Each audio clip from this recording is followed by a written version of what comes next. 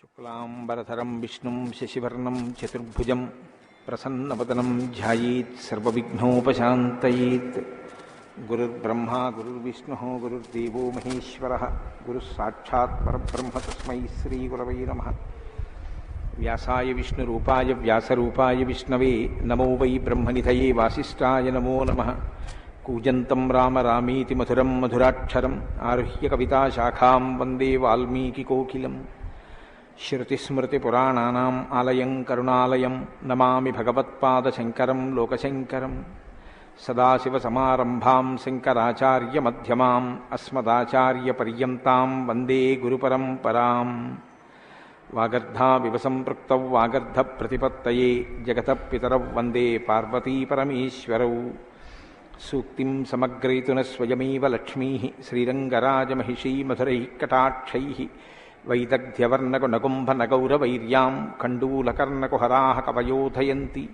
హైమోర్ధ్వపుండ్రమజహన్మకుటం సునాసం మందస్మితం మకరకుండలచారుగండం బింబాధరం బహుళదీర్ఘకృపాకటాక్షం శ్రీవేంకటేశముఖమాత్మని సన్నిధత్తాం. మనోజవం మరుతతుల్యవేగం జితేంద్రియం బుద్ధిమతాం వరిష్టం వాతాత్మజం వనరయూధముఖ్యం శ్రీరామదూతం శిరసా నమామి. జయత్యతిబలో రామో లక్ష్మణశ్చ మహాబలః రాజాజీతి సుగ్రీవో రాఘవేణాభిపాలితః. దాసోహం కోసలేంద్రస్య రామస్యాక్లిష్టకర్మణः హనుమాన్ శత్రుసైన్యానాం నిహంతా మారుతాత్మజः. నరావణసహస్రం మే యుద్ధే ప్రతిఫలం భవేత్ శిలాభిస్తు ప్రహరతः పాదపైశ్చ సహస్రశः. అర్దయిత్వా పురీం లంకాం అభివజ్య చ మైథిలీం సమృద్ధార్థో గమిష్యామి విశతాం సర్వరక్షసాం. ధర్మాత్మా సత్యసంధశ్చ రామో దశరథిర్యది పౌరుషే చ ప్రతిద్వంద్వశరైరం జహిరావిణిం. ఆపదామపహర్తారం దాతారం సర్వసంపదాం లోకాభిరామం శ్రీరామం భూయో భూయో నమామ్యహం. శరజ్యోత్స్నాశుద్ధాం శశీతజటాజూటమకుటాం వరత్రాసత్రాణస్ఫటికఘటికా పుస్తకకరాం. సకృన్నత్వా నత్వా కథమివ సతాం సన్నిధదతే మధుక్షీరద్రాక్షా మధురిమధురీణాః ఫణితయః. హరి ఓం. పరమేశ్వర స్వరూపమైన సభకి నమస్కారం. ఈనాడు శంకర భగవత్పాదుల చేత ప్రతిష్ఠించబడినటువంటి భారతదేశం నాలుగు మూలలా ఉన్నటువంటి 4 పీఠాలలో సార్వభౌమ పీఠంగా పరిగణింపబడినటువంటి దక్షిణ భారతదేశంలోని శృంగగిరి పీఠానికి ఆధ్వర్యం వహిస్తున్న పూజ్యపాదులు శ్రీ శ్రీ శ్రీ భారతీ తీర్థస్వామి వారి యొక్క దివ్యమైనటువంటి సందేశంతో ప్రారంభమై వారి యొక్క అనుగ్రహ ఆశీస్సులతో ప్రారంభమైన ఈ శ్రీరామాయణ యజ్ఞ కార్యక్రమంలో 42 రోజుల పాటు 7 రోజులు ఒక కాండ చప్పున 6 కాండలు 6 ఏళ్లు 42 రోజులలో పూర్తి చేసి చిట్ట చివర పట్టాభిషేకం వరకు శ్రీరామాయణాన్ని సంపూర్ణంగా ప్రవచనం చేసేటటువంటి భాగ్యం నాకు కలగడం పరమేశ్వరుని యొక్క నిర్హేతుక కృపాకటాక్ష వీక్షణంగా భావన చేస్తున్నాను. శ్రీరామాయణం నిజంగా శ్రీరామాయణమే. ఎందుచేత నేను ఈ మాట అంటున్నానంటే ఇప్పుడే మీరు పీఠాధిపతుల యొక్క అనుగ్రహ భాషణంలో విన్నారు. వేదవేద్యే పరే పుంసి జాతే దశరథాత్మజే వేద ప్రచేతసాదాసీత్ సాక్షాత్ రామాయణాత్మన అంటారు. అందులో ఎంత గొప్ప మాట అన్నారంటే వేదవేద్యే పరే పుంసి, వేదము చేత ప్రతిపాదింపబడినవాడు, వేదము చేత తెలియబడేటటువంటి వాడు, వేదము ప్రమాణముగా ధర్మానుష్ఠానము చేసి మానవ జన్మ తరింప చేసుకుని భగవంతుని యొక్క అనుభవాన్ని మనం పొందడానికి వీలైనటువంటి స్థితిని కలిగి ఉన్నవాడైనటువంటి పరమేశ్వరుడు రామచంద్రమూర్తిగా ఈ భూమండలం మీద అవతరించి 11,000 సంవత్సరములు కరచరణాదులతో నడయాడాడు. రాముడు వేదము చేత ప్రతిపాదింపబడినటువంటి పరమేశ్వర స్వరూపం. ఆ భగవంతుడే రాముడిగా వచ్చాడు. భగవంతుణ్ణి ప్రతిపాదించేటటువంటి వేదం వాల్మీకి మహర్షి నోటి వెంట శ్రీరామాయణంగా వచ్చింది. అందుకే శ్రీరామాయణానికి వేదోపబృంహణము అని పేరు. వేదమే రామాయణం. వేదం దేన్ని ప్రతిపాదిస్తుంది? ప్రధానంగా వేదమంతా ధర్మమే ప్రతిపాదన చేస్తుంది. ధర్మం అంటే ఏమిటి? ధ్రియతేవా జనైరితి ధర్మం అని అమరకోశం.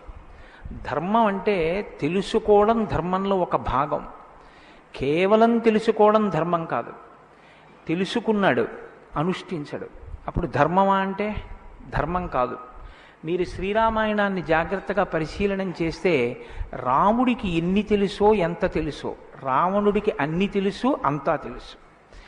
కానీ రాముడి ముందు రావణుడు ఎందుకు నిలబడలేకపోయాడు?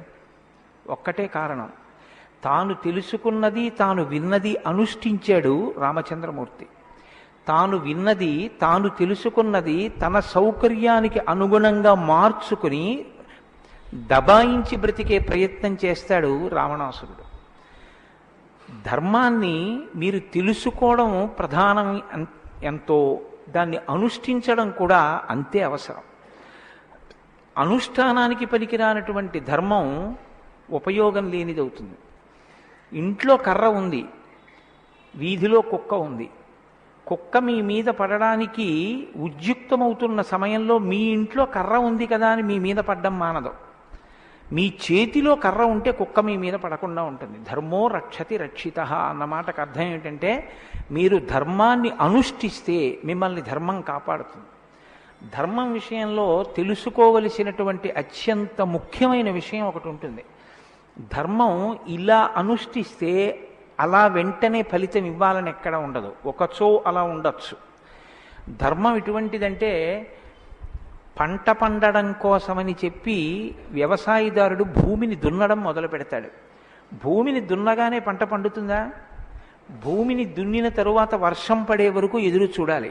వర్షం పడితే పంట పండుతుందా? విత్తనాలు వేయాలి. విత్తనాలు వేస్తే పంట పండుతుందా? మొలకలెత్తాలి. మొలకలెత్తినంత మాత్రాన పంట పండుతుందా? దానికి చీడా పీడా పట్టకుండా సస్యరక్షణ చేసుకోవాలి. 6 గాలము శ్రమిస్తే చిట్ట చివర ఆ పంట బాగా చేతికొచ్చి ఫలసాయాన్ని ఇస్తుంది. అప్పుడు కోత కోసి తెచ్చి పొలం గట్టున వేసి బస్తాలకెత్తి ఇంటికి తీసుకెళ్లి దాచుకునే పర్యంతము పండిన పంట మీ చేతికి వచ్చింది అని నమ్మకంగా చెప్పడం సాధ్యం కాదు. ధర్మం కూడా అంతే. ఇవాళ మీరు ధర్మం చేశారు అని వెంటనే ఫలితం ఇవ్వదు. అధర్మం కూడా అంతే. మీరు ఇవాళ అధర్మం చేశారు అని వెంటనే ఫలితం ఇవ్వదు. లోకంలో మీరు చూస్తూ ఉంటారు, ఒక్కొక్కడు చాలా పాపాచరణముతో ఉంటాడు, ఈశ్వరుని యందు భక్తి ఉండదు, శాస్త్రం ఏది వద్దందో అది చేస్తూ ఉంటాడు, కానీ సర్వసుఖములను అనుభవిస్తూ ఉంటాడు. మనకేమనిపిస్తుందంటే, ఆయన ఈశ్వరుణ్ణి ధిక్కరించాడు కదా, ఆయన ఏం ధర్మం పాటించట్లేదు కదా, ఆయన ఏం వేద ప్రమాణాన్ని అంగీకరించట్లేదు కదా, ఆయన సంతోషంగా సుఖంగా ఉన్నాడు. అన్నీ విని అన్నీ నమ్మి అన్నీ విశ్వసించి వేదమును ప్రమాణముగా స్వీకరించి ధర్మమును అనుష్ఠించినటువంటి నేను కష్టాలు పడుతున్నాను, ఏమిటి ఉపయోగం ఈ ధర్మం పట్టుకుంటే అనిపిస్తుంది.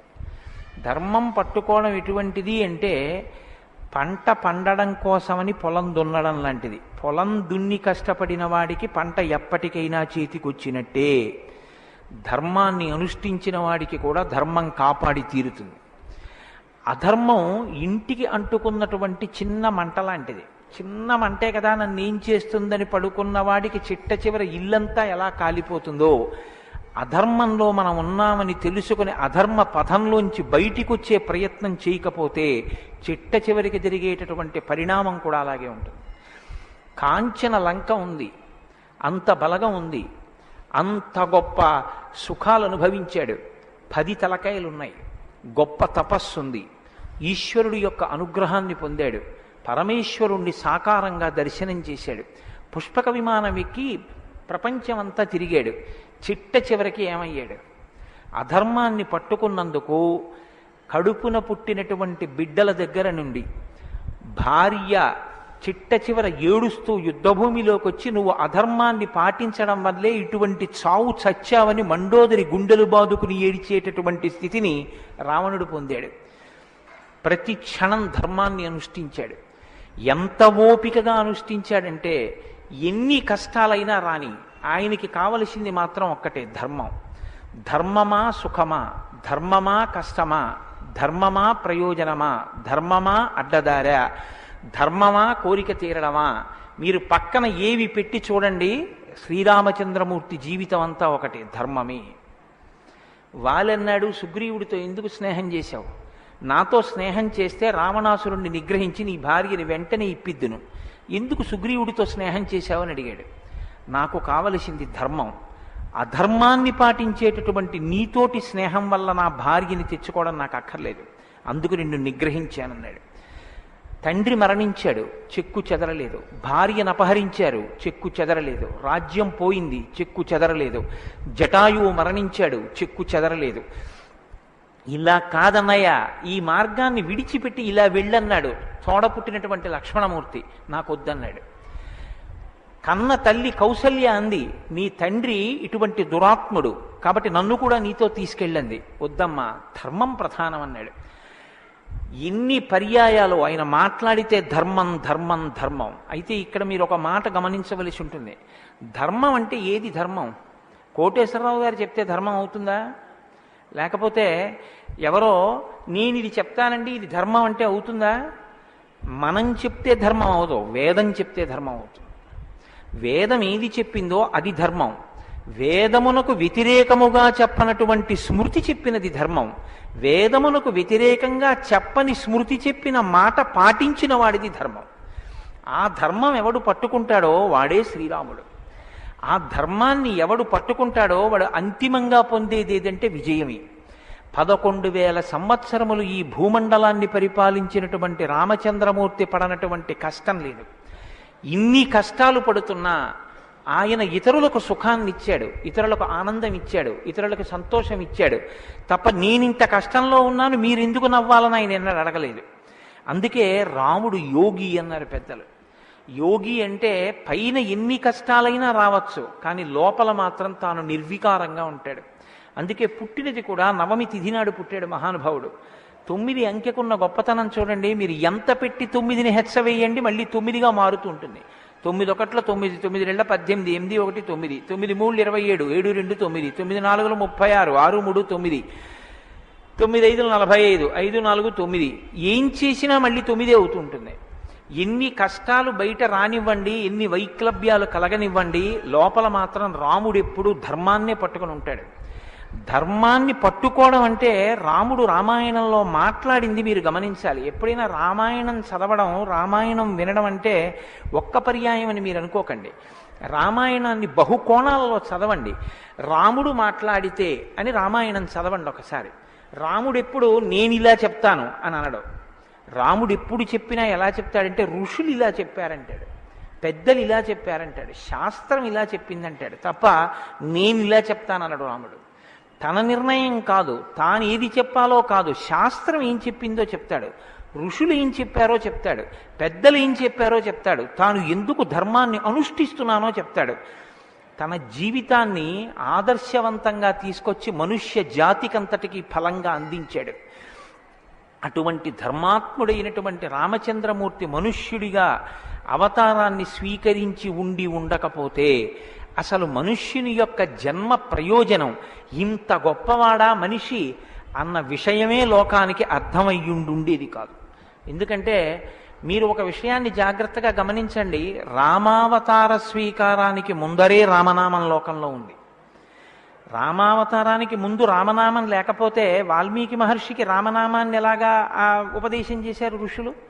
ఆయనకి ఉపదేశం చేసిన తరువాత కదా రామచంద్రమూర్తి అవతారం వచ్చింది. ఆయన వాల్మీకిగా మారిన తరువాత కదా రాముడు పుట్టింది. కాబట్టి రామ అన్న నామం సాక్షాత్తు ఈశ్వరుడు యొక్క నామం. అది రమయతీతి రామ, లోకులనందరినీ రమింపచేసేటటువంటి నామం. అంతటి మహోత్కృష్టమైనటువంటి శీల సంపద కలిగినటువంటి వాడు రామచంద్రమూర్తి. అందుకే రామాయణాన్ని, రామచంద్రమూర్తిని ఎంతకాలం మనుష్య జాతి ఆరాధన చేస్తుందో అంతకాలం మానవత్వం బ్రతికుంటుంది. ఏనాడు రామచంద్రమూర్తిని మరిచిపోతామో, ఏనాడు రామాయణం మనకు అక్కర్లేదని అంటామో, ఆనాడు మనిషిగా కనపడుతున్న మనుష్యత్వం చచ్చిపోతుంది, మానవత్వం చచ్చిపోతుంది, నరత్వం చచ్చిపోతుంది. అది పోయిన నాడు నరజన్మ యొక్క ప్రయోజనమే పోతుంది. అందుకే మీరు చూడండి, విష్ణువు దశావతారములను స్వీకరించారు. వేదోద్ధారణ, మందరాభరణ, పృథ్వీధర్మ నిర్మాణ, ప్రహ్లాదత్రాణ, బలిప్రతారణ, నృపాహంకార నిర్వాపన, వైదేహీరమణ, ధనంజయ జయ వ్యాపార పారీణ, క్షోణీ దివ్యత్కరుణ, తమోహరణ, తండ్రి వెంకటేశ ప్రభో. ఇన్ని అవతారాలు స్వీకరించినా ఆ అవతార పరిసమాప్తి అయిపోయిన తరువాత మనం పిలిస్తే ఇక లక్ష్మీనారాయణులనే పిలుస్తాం. ఒక వామనమూర్తి అవతార పరిసమాప్తి అయిపోయింది, ఏమంటాం? లక్ష్మీనారాయణులు. ఒక పరశురాముడు లక్ష్మీనారాయణులు, ఒక మత్స్యావతారం లక్ష్మీనారాయణులు. ఒక్క సీతారాముల అవతారంలో మాత్రం యుగాలు మారిపోయినా ఆ అవతారాన్ని సీతారాములని పిలుస్తాం. భార్యాభర్తలు ఎలా బతకాలో నేర్పినటువంటి అవతారం రామావతారం. అన్నదమ్ములు ఎలా బతకాలో నేర్పిన అవతారం రామావతారం. తండ్రి కొడుకులు ఎలా బతకాలో నేర్పిన అవతారం రామావతారం. ఒక ఉద్యోగి యజమాని ఎలా బతకాలో నేర్పిన అవతారం రామావతారం. చిట్ట చివరికి ఎంత కష్టం కడుపులో ఉన్న రాజారాముడిగా సింహాసనం మీద కూర్చోవలసి వస్తే ప్రజల్ని కన్నబిడ్డల్లా పరిపాలించగలిగినటువంటి ధర్మాన్ని నిలబెట్టుకోగలిగినటువంటి సంపూర్ణత్వాన్ని సంతరించుకున్నటువంటి మనుష్య స్థితిని పొందిన అవతారం రామావతారం. మీకు జీవితంలో అనుష్ఠాన పర్యంతంలో ఎక్కడ ఏ విషయం గురించి అనుమానం వచ్చినా మీకు రామాయణం జీర్ణమైతే మీకు వెంటనే శ్రీరామాయణం జ్ఞాపకానికి వస్తుంది. అప్పుడు రాముడు ఇలా ప్రవర్తించాడు అని మీకు జ్ఞాపకం వస్తుంది. రామాయణం మీకు జీర్ణమైతే మీ భాష తీరు మారిపోతుంది. రామాయణం మీకు జీర్ణమైతే మాట ఎంత గొప్పదో మీకు అర్థమవుతుంది. నేను అందుకే మీకు మనవి చేశాను, రామాయణాన్ని రామాయణంగా చదవకండి అని. రామాయణం జ్యోతిష శాస్త్రం, రామాయణం వాస్తుశాస్త్రం, రామాయణం ధర్మశాస్త్రం, రామాయణం వాక్కు, రామాయణం ధర్మ పరిపాలన, రామాయణం న్యాయం, రామాయణం సామాజిక శాస్త్రం, రామాయణం శకున శాస్త్రం, రామాయణం పర్యావరణం, రామాయణం గురుభక్తి, రామాయణం శిష్యధర్మం. మీ ఇష్టం ఎలా చదవండి, రామాయణం అలా వస్తుంది.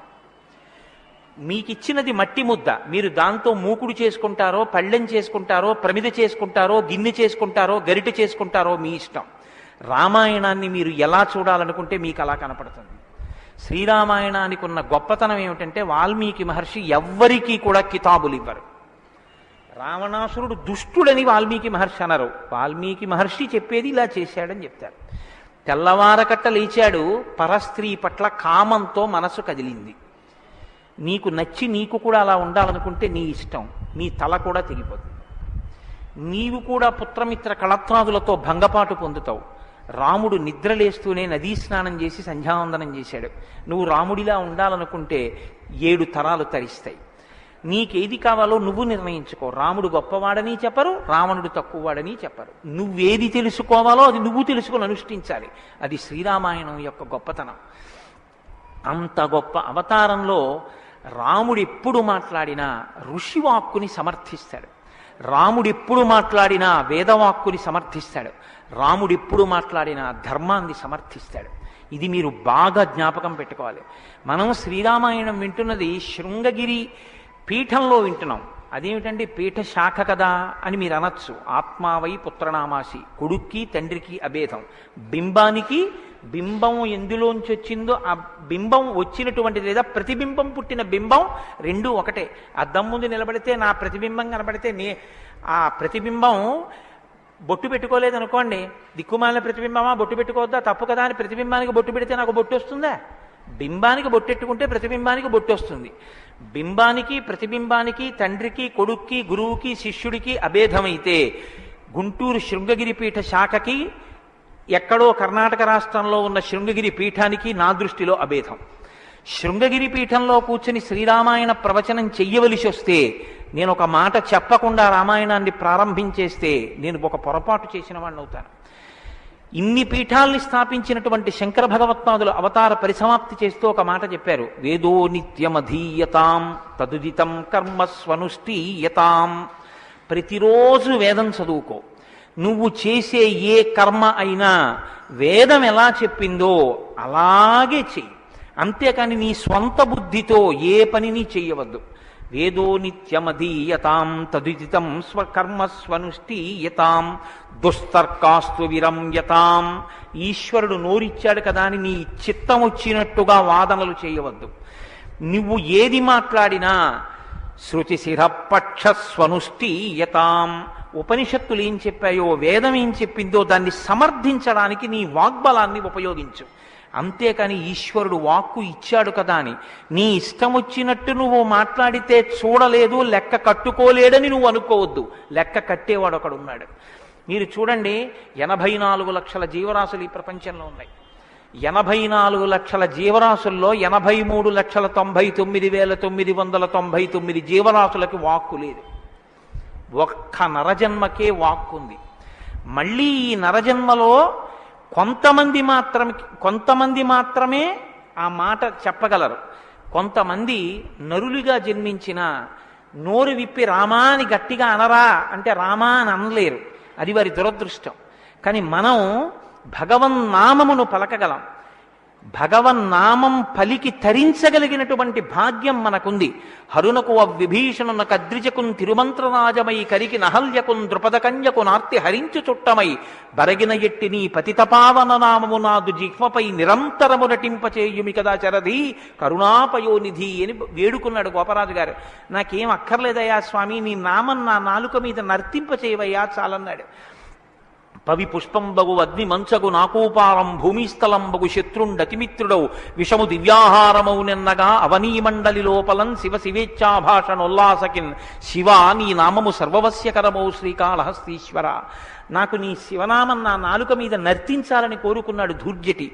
భగవన్నామం చెప్పుకుంటే చాలని ఆ నామం ఉన్నందుకు వెంపర్లాడారు.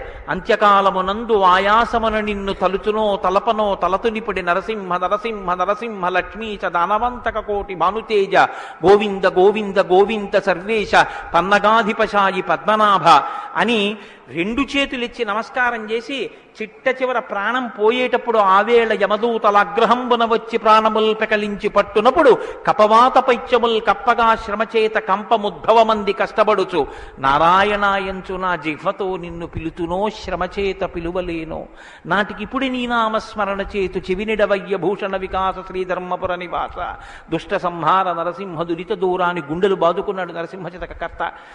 ఆ భగవన్నామం పలికేటటువంటి భాగ్యం ఉన్న ఏకైక ప్రాణి సృష్టిలో కేవలం మనుష్యుడే. అటువంటి మనుష్యుడికి ఇచ్చినటువంటి అదనపు వరం భగవత్ కథాశ్రవణం. ఈశ్వర కథ వినగలడు. ఆ ఈశ్వర కథ వింటేనే సమస్త సంసార భ్రమణ పరితాపోపశమనం అంటారు శంకర భగవత్పాదులు. గలంతి శంభోత్వచ్చరిత చరిత కిల్బిషరజో దళంతి ధీకుల్యాసరతి పతంతి విజయతాం దిశంతి సంసార భ్రమణ పరితాపోపశమనం వసంతి మచ్చేతో హృదవు విశివానందలహరి అంటారు. సంసార భ్రమణ పరితాపోపశమన కారణమైనటువంటి భగవంతుని యొక్క కథాశ్రవణము చేసి నోటితో జుర్రుకున్నటువంటి పదార్థాలు సప్తధాతువులతో నిర్మింపబడిన ఈ దేహాన్ని పోషిస్తే భగవంతుని యొక్క కథని చెవులతో జుర్రుకున్నటువంటి వాడు మళ్ళీ పుట్టవలసిన అవసరం లేకుండా పునరపి జననం పునరపి మరణం పునరపి జనని జఠరే చయనం ఇహ సంసారే బహుదుస్తారే కృపయాపారే పాహి మురారే అని ఆ భగవన్నామామృతాన్ని చెవులలోంచి లోపలికి జుర్రుకున్నటువంటి వాడు పునరావృత్తి రహిత శాశ్వత శివ సాయుధ్య స్థితిని పొందగలుగుతున్నాడు. ఇటువంటి భాగ్యం కలిగినటువంటి ప్రాణి మనుష్యుడు. ఆ మనుష్యుని యొక్క జీవితం ఎంత గొప్పదో, అసలు నరుడంతే ఎంత గొప్పవాడో నిరూపించినటువంటి అవతారం రామావతారం. నరుడిగా జన్మించి రామ కథ వినకపోతే, రాముని యొక్క గొప్పతనాన్ని వినకపోతే, రాముడు మనకి చేసిన మహోపకారం ఏమిటో తెలుసుకుని కృతజ్ఞతలు ఆవిష్కరించకపోతే అంతకన్నా కృతజ్ఞుడు వేరొకడు ఉండడు. నేను ఈ మాట ఎందుకు అంటున్నానో తెలుసా అండి? రావణాసురుడు వరాలు కోరుకున్నాడు బ్రహ్మగారిని. అందరినీ అడిగాడు, ఒక్క నరవానరులను వదిలిపెట్టాడు. ఎందుకు వదిలిపెట్టావని బ్రహ్మగారు అడగలేదు, తానే చెప్పుకున్నాడు. ఇంతమంది గురించి అడిగాను, నరవానరముల గురించి నాకు లెక్క ఏమిటి, వాళ్ళు లెక్కలోకి వస్తారా, నేను అసలు వాళ్ళ పేరు ఎత్తనన్నాడు. అంటే నరుడికి ఉన్నటువంటి విలువ ఏ పాటిదో మీరు అర్థం చేసుకోండి. రావణాసురుడున్న కాలంలోనేగా రాముడున్నాడు. రావణాసురుడి కాలం నాటికి నరుడికి ఉన్న విలువ, నరుడికి ఉన్న గౌరవం అంత గొప్పవి. ఆయన రాక్షసుడండి, ఏదైనా మాట్లాడతాడు, మీరెందుకు గుండెలు బాదుకుంటారు అనొచ్చు. జనక మహారాజు మహాజ్ఞానిగా, అంతటి మహాజ్ఞాని అయినటువంటి జనకుడు ఎదర వస్తోందిగా సీతారామ కళ్యాణం. అంతటి వాడు ఆయన అన్నాడు, మనుష్యుడు రాముడు, ఆయనే విత్తుతాడు శివధనస్సు అన్నాడు. మనుష్య జన్మ అంటే అంత చులకనగా చూడబడినటువంటి రోజుల్లో నరుడంటే ఎంత గొప్పవాడో నిరూపించి చూపించాడు. అందుకే ఆయన అవతార పరిసమాప్తి చెయ్యాలి అంటే రావణ సంహారం చేసేసి అవతార పరిసమాప్తి చేసి ఇచ్చు. కానీ ఆయన అలా చేయలేదు, ప్రతిజ్ఞ చేశారు. దశవర్ష సహస్రాన్ని దశవర్ష శతానిచ, నేను 11,000 సంవత్సరములు ఈ భూమండలం మీద నడుస్తానన్నారు. దేని కొరకు అంటే 11,000 సంవత్సరములు నేను ఈ భూమి మీద ఉండి భార్యాసహితుడనై బిడ్డల్ని కని ధర్మాన్ని అనుష్ఠించి ఒక నరుడు ధర్మాన్ని పట్టుకుంటే ఎంత గొప్పవాడు కాగలడో నిరూపిస్తానన్నాడు రాముడు. అటువంటి నరుడి కథ అయినటువంటి రామకథ వినకపోతే, రాముడికి కృతజ్ఞతలు ఆవిష్కరించకపోతే, మనసార రామనామం చెప్పకపోతే, రామచంద్రమూర్తికి నమస్కరించకపోతే ఆ జన్మ వృధా అయిపోయినటువంటి జన్మ. అంతటి మహాత్ముడు రామచంద్రమూర్తి. కాబట్టి వేదవేద్యే పరే పుంసీ జాతే దశరథాత్మజే వేద ప్రచేతసాదాసీత్ సాక్షాత్ రామాయణాత్మన. వేదము వేదోపబృంహణమై రామకథగా భూలోకంలో వచ్చింది. ఆ వేదము ఈశ్వరుని యొక్క శ్వాస. ఈ వేదము వాల్మీకి గిరి సంభూత. వాల్మీకి అనబడేటటువంటి పర్వతంలోంచి పుట్టినటువంటి ఒక జీవనది. వేదము మనం వెళ్ళి స్నానం చెయ్యాలి, మనం వెళ్ళి దర్శనం చెయ్యాలి. రామాయణము ప్రవహించి ఇంటింటి ముందు నుంచి వెళ్ళిపోయినటువంటి గంగ లాంటిది. దక్షిణామూర్తి వేదం, శంకరాచార్యుల వారు రామాయణం. దక్షిణామూర్తి ఎక్కడో ఒక్క చోట కూర్చుని ఉంటారు. సనక సనందనాథులు కూడా ఆయన కూర్చున్న చోటికే వెళ్ళి నమస్కారం చేసి జ్ఞానోపలబ్ధి పొందాలి. శంకరాచార్యుల వారు అలా కాదు. శంభోర్మూర్తిశ్చరతి భువనే శంకరాచార్య రూప. ఆ దక్షిణామూర్తి మౌనం విడిచిపెట్టి ఆసేతు హిమాచల పర్యంతం పాదచారి అయి 3 పర్యాయములు పర్యటించి వేద విరుద్ధమైన వాదనలు ఖండించి, మళ్లీ వేద విరుద్ధమైన వాదనలు ఈ భారతదేశంలోకి ప్రవేశించకుండా కాపు పెట్టాలన్న ఉద్దేశ్యంతో తూర్పున జగన్నాథ్లో గోవర్ధన పీఠము, పడమర ద్వారకలో కాళికాపీఠము, ఉత్తరమున బదరికాశ్రమములో జ్యోతిపీఠము, దక్షిణమున శృంగగిరిలో శారదాపీఠము, 4 చోట్ల 4 పీఠములను కాపు పెట్టి గురు పరంపర నిరంతరము కొనసాగేటట్టుగా మనని అనుగ్రహించి వేద విరుద్ధమైన వాదనలు భారతదేశంలో ప్రవేశించకుండా రక్షించినటువంటి మహాపురుషుడైనటువంటి శంకర భగవత్పాదులు తానే ఆసేతు హిమాచలం పర్యటించి ప్రతి ఇంటి ముందుకొచ్చి జ్ఞానబోధ చేసినట్టు రామాయణం అనేటటువంటి గంగ వాల్మీకి గిరిశంభూతయ్యి వాడవాడలా ప్రవహించింది. రామకథ రామనామం తెలియనివాడు లోకంలో ఉండడు. ఏదైనా తెలియదేమో, రామకథ తెలియనివాడు రామనామం తెలియనివాడు లోకంలో ఉండడు. మంచికైనా రామనామం, చెడుకైనా రామనామం. ఏమయ్యా అంత పని చేసావా? రామరామ అనే చేస్తానండి అంటాడు. ఏదైనా చూడకూడదు చూస్తే రామరామ ఇలాంటిది చూశానేమండి అంటాడు. ఏదైనా మంచి జరిగితే రామరామ ఎంత మంచి మాట విన్నాను ఇవ్వాలంటాడు. భారతీయ సంస్కృతిలో రామనామం మమేకమైపోయింది. అటువంటి రామాయణం, అటువంటి రామనామం ధర్మానికి ఆలవాలం. ధర్మాన్ని వ్యతిరేకించడం కన్నా ఘోరమైన పాపం లోకంలో ఇంకోటి ఉండదు. ఇవాల్టి రోజున రామాయణం యొక్క ఆవశ్యకత మరీ ఎక్కువ. ఎందుచేతనో తెలుసా అండి? ఒకానొకప్పుడు ధర్మానికి వ్యతిరేకంగా మాట్లాడితేనే చాలా దోషం. అటువంటిది ఇవాళ ఏ స్థితి వచ్చేసిందంటే, ధర్మాన్ని ధర్మము అని పేరు పెట్టి వ్యతిరేకంగా మాట్లాడితే బాగుండదని ధర్మానికి ఇంకొక పేరు పెట్టి వ్యతిరేకంగా మాట్లాడే రోజులు వచ్చాయి. ఒకడు ఆవుని చంపేయాలనుకున్నాడు. ఆవుని చంపేయండి అంటే మిగిలిన వాళ్ళు బుద్ధి ఉందా లేదా అంటారు. అందుకని ఆవుని ఇంకొక క్రూర మృగం పేరు పెట్టి పిలిచి చంపేయమన్నాడు వాడు. ఎంత గడుసరితనం చూడండి. ఈ పులిని చంపేయండి అన్నాడు. పులిని చంపేయండి అంటే చూడని వాడు ఏమనుకుంటాడు? పులిని చంపేస్తే తప్పేమిటి, వచ్చి ఊళ్ళ మీద పడిపోతుంది అనుకుంటాడు. అది పావుని చంపేయండి అన్నాడు. విన్నవాడు పావు అనుకున్నాడు, కనదు ఆవు. ఆవుని చూపించి పావుని చంపేయండి అన్నాడు. వాడికి తెలియదా ఇది ఆవు అని? తెలుసు. మరి ఆవుని చంపేయండి అని ఎందుకంటావు అంటే, ఆవుని చంపేయండి అంటే ఆవుని చంపడం ఏమిట్రా అంటారని పావుని చంపేయండి అన్నాడు తెలిసి. ధర్మాన్ని ఆచరించకండి అంటే జనం తిరగబడతారని మూఢ విశ్వాసాల జోలికి వెళ్ళకండి అంటున్నారు. పేరు మార్చారు, కానీ వ్యవస్థని ధర్మానికి దూరం చేస్తున్నారు. ఆ స్థితి నుంచి మనం రక్షింపబడాలంటే మనకున్న ఆధారం ఒక్కటే, శ్రీరామాయణాన్ని వినాలి, శ్రీరామాయణాన్ని బాగా తెలుసుకోవాలి, శ్రీరామాయణాన్ని తరచి తరచి గమనించాలి. రామాయణం మనకి తెలుసున్న రామకథే కదా అనుకోకండి. నేను మీకు యథార్థం మనవి చేస్తున్నాను. మీరు రామాయణాన్ని ఎన్ని మాటలు చదవండి, ఎన్ని మాటలు వినండి, మీకు రామాయణం కొత్త కోణంలో ప్రకాశిస్తుంది, రామాయణం కొత్త కోణంలో భాషిస్తుంది. అంత గొప్ప రామాయణం. సరే, నువ్వు చెప్పేది రామాయణం కదా, రామాయణం గురించి ఎందుకు అంతసేపు చెప్తావు? మేము ఎదర వింటాం కదా రామాయణం. అసలు నువ్వు రామాయణం ప్రారంభం చెయ్యి అని మీరు అంటారు, నాకు తెలుసు.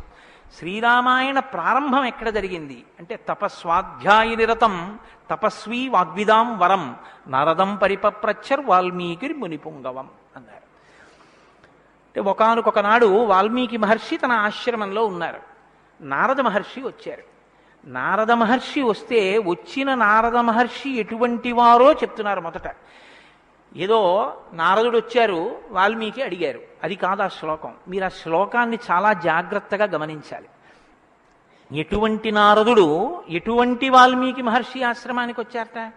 తపస్వాధ్యాయ నిరతం తపస్వి వాగ్విదాం వరం నారదం పరిపప్రచ్చర్ వాల్మీకిర్ మునిపుంగవం. ఈ శ్లోకం నేను చెప్పే ముందు మీతో ఒక మాట నేను మనవి చెయ్యాలి. వాల్మీకి మహర్షి ఆశ్రమానికి నారదుడు వచ్చి సంక్షేప రామాయణం చెప్పిన తరువాత కదా రామాయణం ప్రచారంలోకి వచ్చింది. వాల్మీకి మహర్షి ఆశ్రమానికి నారద మహర్షి వచ్చిన తరువాత రామాయణాన్ని ఎవరికి నేర్పారు? ఆయన రచన చేసి మొట్టమొదట ఎవరికి నేర్పి ఉండాలి? ప్రవాహము అంటే ఎవరి ద్వారానో వెళ్ళాలి కదా. అది మొట్టమొదట లోకంలో దాన్ని ప్రచారం ఎవరితో ప్రారంభమైంది? వాల్మీకి రామాయణ రచన చేసి ఎవరికి నేర్పారు? వాల్మీకి రామాయణ రచన చెయ్యగానే నేర్పిన మొట్టమొదటి శిష్యులు లవకుశులు.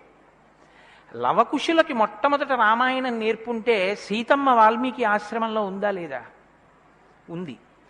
వాల్మీకి ఆశ్రమంలోకి సీతమ్మ వచ్చి లవకుశులు పెద్దవాళ్ళై గురువుగారి దగ్గర శ్రీరామాయణాన్ని ఉపదేశం పొందడానికి యోగ్యమైనంత వయస్సు వచ్చేసిన తరువాత నారద మహర్షి వచ్చారు. వచ్చి సంక్షేప రామాయణం చెప్పారు. అప్పటి వరకు రామాయణం లేదు లోకంలో, అంతే. ఇంకా తర్వాత కదా వాల్మీకి రచించారు సంక్షేప రామాయణం విన్నాక. కాబట్టి ఇప్పుడు రామాయణ కథ ఏ స్థాయిలో ఉంది, ఏ స్థితి దగ్గర ఉంది? రామాయణ రచన మొదలయ్యేప్పటికే రామాయణం పూర్తయిపోయే స్థితిలో ఉంది. రామాయణం పూర్తయిపోయే స్థితిలో రామాయణ రచన ప్రారంభమైంది. ఇది మీరు గమనించాలి. రామచంద్రమూర్తి పుట్టక ముందు రామాయణాన్ని రచించలేదు వాల్మీకి. రామచంద్రమూర్తి పట్టాభిషేకాత్ పూర్వం రామాయణ రచన జరగలేదు. రామాయణ రచన ఎప్పుడు జరిగినట్టు? రామచంద్రమూర్తి పట్టాభిషేకం చేసుకుని సీతమ్మ తల్లిని అడవులలో విడిచిపెట్టి అడవులలో ఉన్న సీతమ్మని వాల్మీకి మహర్షి తన కుటీరానికి తీసుకెళ్లి లవకుశులు జన్మించి వాళ్ళు పెరిగి పెద్దవాళ్ళై యోగ్యులై విద్యాభ్యాసం చేసి సంగీత విద్యలో మంచి నిష్ణాతులై వాల్మీకి మహర్షి రచించిన రామాయణాన్ని బోధ చేస్తే నేర్చుకుని లోకంలో ప్రచారం చెయ్యగలిగినంత వయస్సు వాళ్ళు వచ్చిన తరువాత నారద మహర్షి వచ్చారు అక్కడికి. అలా ఎందుకు జరగాలి అంటే, వచ్చినటువంటి మహానుభావుడు రామచంద్రమూర్తిగా వచ్చాడు, మనుష్యుడిగా నడిచి చూపించేశాడు. అప్పటికే 11,000 సంవత్సరాలు ఇంచుమించు పూర్తయిపోతున్నాయి. జరిగిన కథ జరిగిపోయింది. జరిగిన కథ జరిగిపోయిన తర్వాత ఇప్పుడు వచ్చాడు నారదుడు. ఇప్పుడు జరిగిపోయిన కథలో అడుగు తీసి అడుగు వేస్తే ధర్మం. రామాయణంలో అడుగు తీసి అడుగేస్తే ఎంత కథ చెప్పాలండి నారదుడు వాల్మీకి మహర్షికి?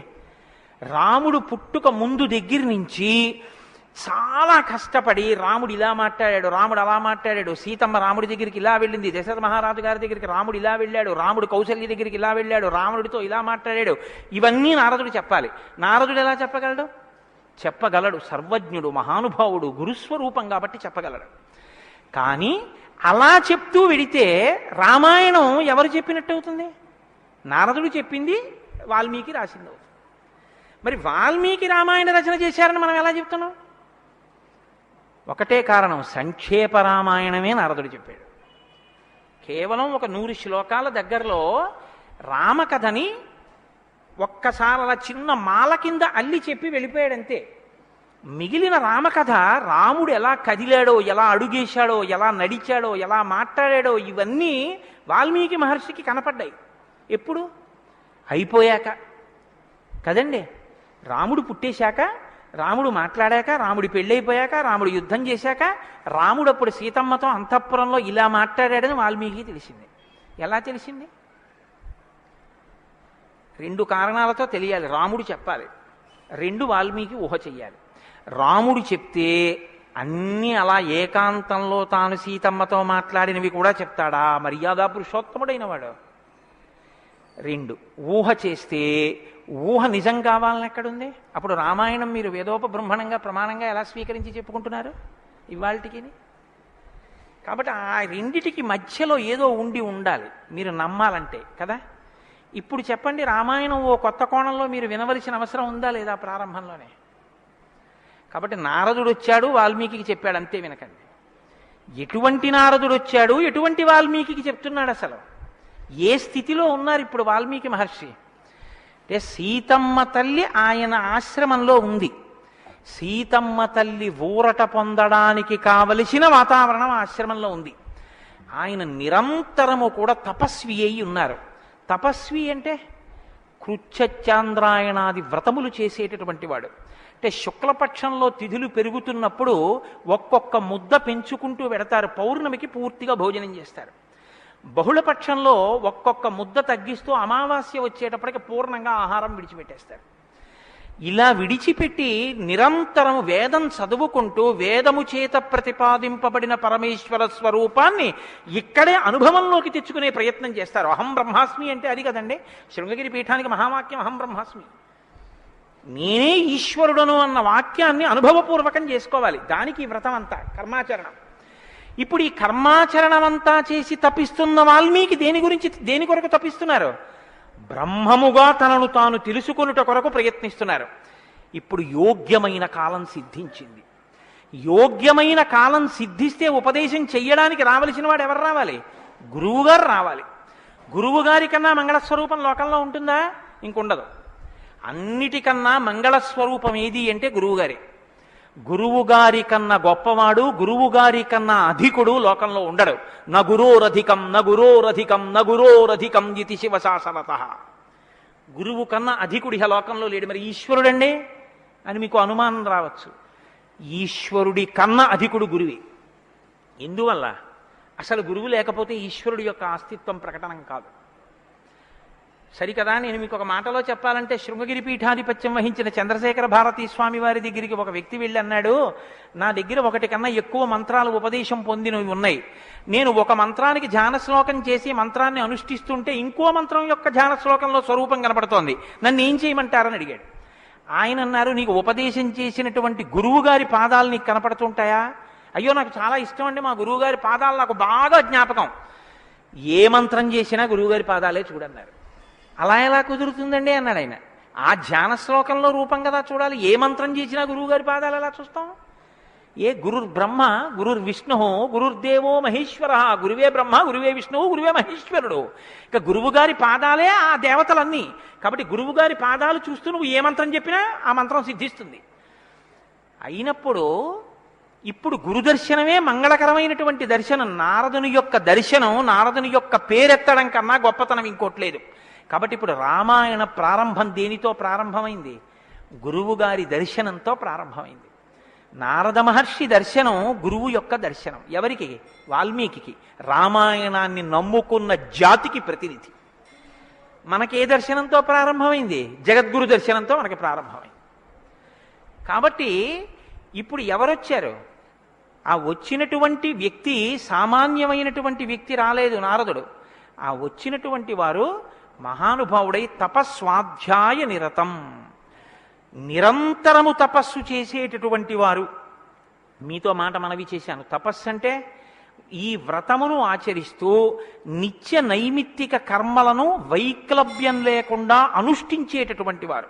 నిత్యకర్మ అని ఒకటి ఉంటుంది, అది ఎప్పుడూ మానడానికి వీల్లేదు. సంధ్యావందనం ఉంది, ఎప్పుడూ మానకూడదు, ఎప్పుడూ చేయవలసిందే. నైమిత్తిక కర్మ ఉంది, ఒక్కొక్క తిథి నాడు ఒక్కొక్కటి చెయ్యవలసి ఉంటుంది. శ్రీరామ నవమి వచ్చిందనుకోండి, ఏం చెయ్యాలి? శ్రీరామనవమి నాడు ఉదయం నుంచి రాత్రి వరకు శ్రీరామ జయ రామ జయ జయ రామ అన్న 13 అక్షరాల మంత్రాన్ని రాత్రి వరకు చేసి, రాత్రి ప్రదక్షిణం చేసి, ఉపవాసం చేసి, మరునాడు ఉదయం ఎక్కడ మీరు ఈ మంత్రం చేశారో అక్కడికి వచ్చిన తరువాత శ్రీరామ పట్టాభిషేక సర్గ, శ్రీరామావతార సర్గ, ఈ 2 సర్గలు పారాయణ చేయాలి. ఈ 2 పారాయణ చేసి, మొన్న శ్రీరామనవమి నాడు మేము కాకినాడలో అయ్యప్ప స్వామి దేవాలయంలో చేశాం అవి. ఈ 2 సర్గలు పారాయణ చేసి, తదనంతరం ముందు పేదలకి అన్నదానం నారాయణ సేవగా చేసి, తరువాత తాను ఆహారం స్వీకరించాలి. అది శ్రీరామనవమి నాడు చేయవలసినటువంటి విధానం. దీన్ని నైమిత్తిక తిథి ఆచరణము అంటారు. ఒక్కొక్క తిథి ఒక్కొక్కలా చెయ్యాలి.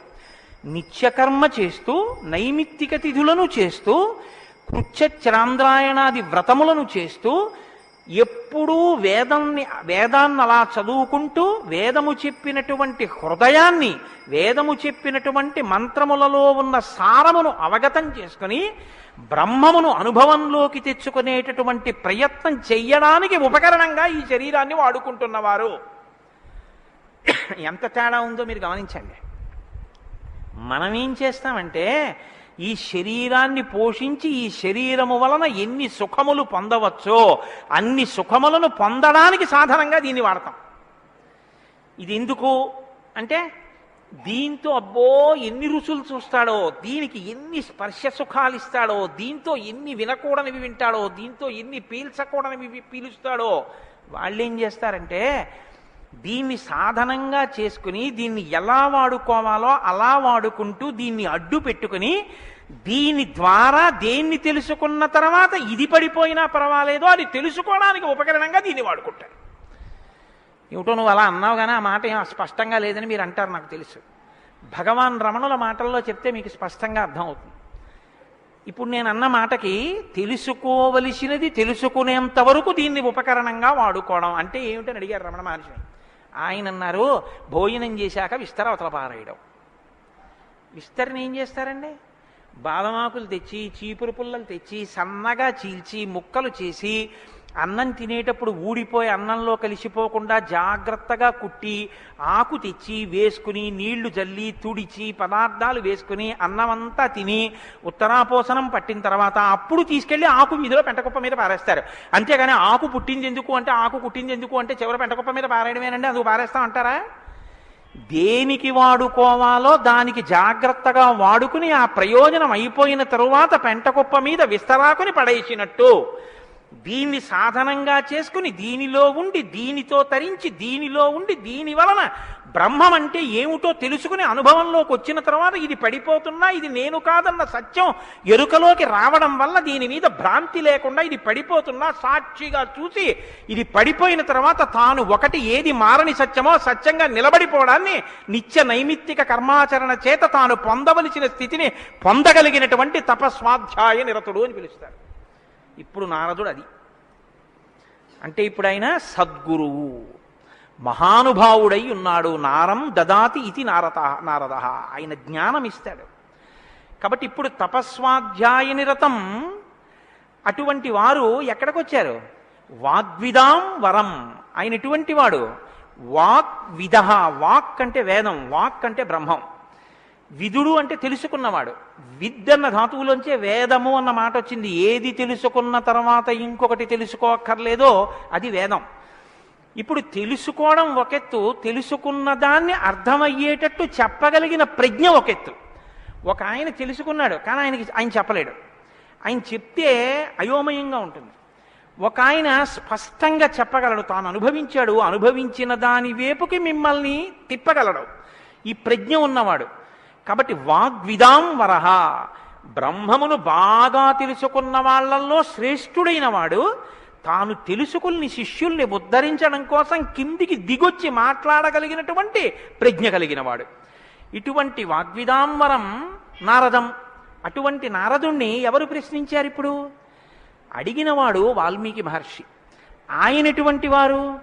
తపస్వి, తపస్సు చేస్తున్నవారు. తపస్సు అంటే నేను మీకు ఇందాక చెప్పాను, బ్రహ్మమును తెలుసుకోవాలని తాపత్రయంతో ఉన్నటువంటి వారు, భావన వ్యగ్రతతో ఉన్నవారు. ఈయన నారదుణ్ణి అడిగారు. ఏమని అడిగారు? అయ్యా మీరు వచ్చారు, చాలా సంతోషం అండి, నాకు ఏ ఆపదలు రాకుండా మా అబ్బాయికి ఉద్యోగం వచ్చేటట్టు, నాకు సంతోషంగా ఉండేటట్టు, మా ఆశ్రమంలో ఆవులన్నీ ఎప్పుడు పాలిచ్చేట్టు చూడండి అని అడగలేదు ఆయన. ఆయన ఒక చిత్రమైన ప్రశ్న ఒకటి వేశాడు. అది లోకంలో సాధారణంగా ఎవ్వరూ అడగని ప్రశ్న. అందుకని రామాయణం పుట్టింది, లేకపోతే రామాయణం పుట్టే అవకాశం లేదు. మీరు ఒకటి బాగా జ్ఞాపకం పెట్టుకోండి, జ్ఞానం ఎక్కడి నుంచి పుడుతుంది అంటే ప్రశ్న చక్కగా వెయ్యగలిగినటువంటి శిష్య ప్రజ్ఞలోంచి పుడుతుంది. నేను నారదం పరిపప్రచ్ఛ, పరిప్రశ్న చేశారు. ప్రశ్న అంటే అడగడం అండి. నేను ప్రశ్న వేశానండి అంటే అర్థం ఏమిటి? నేను మిమ్మల్ని అడిగాను అని. పరిప్రశ్న అంటే ఇది బాగా అర్థం చేసుకోవాలి.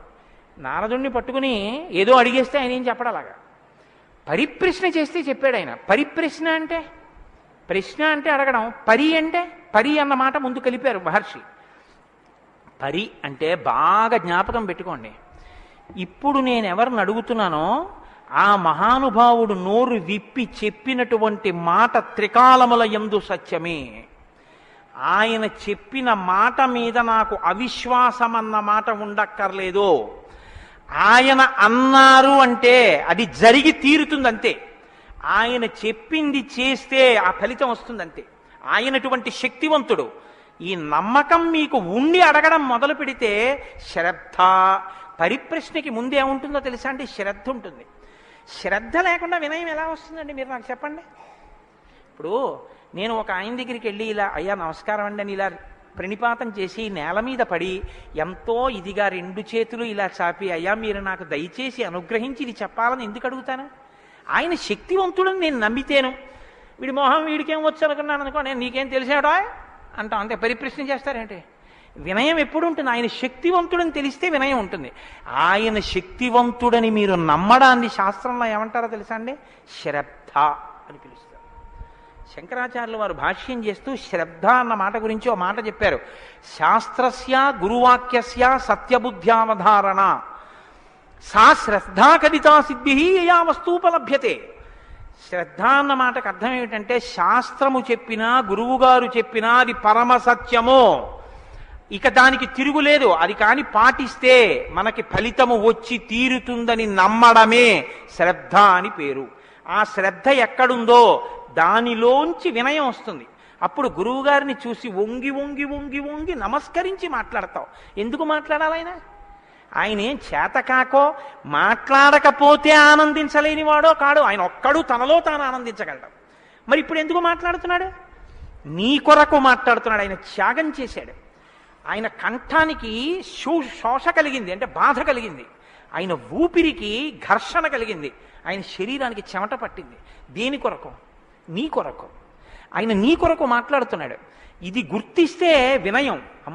ఈ త్యాగానికి నేనేమి ఇవ్వగలను ఆయనకి? ఈ కృతజ్ఞతాభావంతో నువ్వు నిలబడగలిగితే, అలా నువ్వు ప్రశ్నించగలిగితే పరిప్రశ్న అంటారు. ఇప్పుడు నారదం పరిపప్రచ్ఛ ఇలా ప్రశ్న వేశాడు తప్ప ఏదో ప్రశ్న వేస్తే రామాయణం వచ్చిందని మీరు అనుకోకండి. పరిప్రశ్న చేస్తే రామాయణం వచ్చింది. ఇప్పటి వరకు నారదుడు ఏం మాట్లాడలేదు. మీరు బాగా గమనించండి. వచ్చాడంతే. లోపలికి వచ్చారు, వాల్మీకి మహర్షి చూశారు, అర్ఘ్యపాద్యాదులు ఇచ్చారు, కూర్చోబెట్టారు. ఇప్పుడు పరిప్రశ్న చేస్తున్నారు. ఏ ప్రశ్న వేస్తే అసలు రామాయణం గురించి చెప్పారు ఆయన?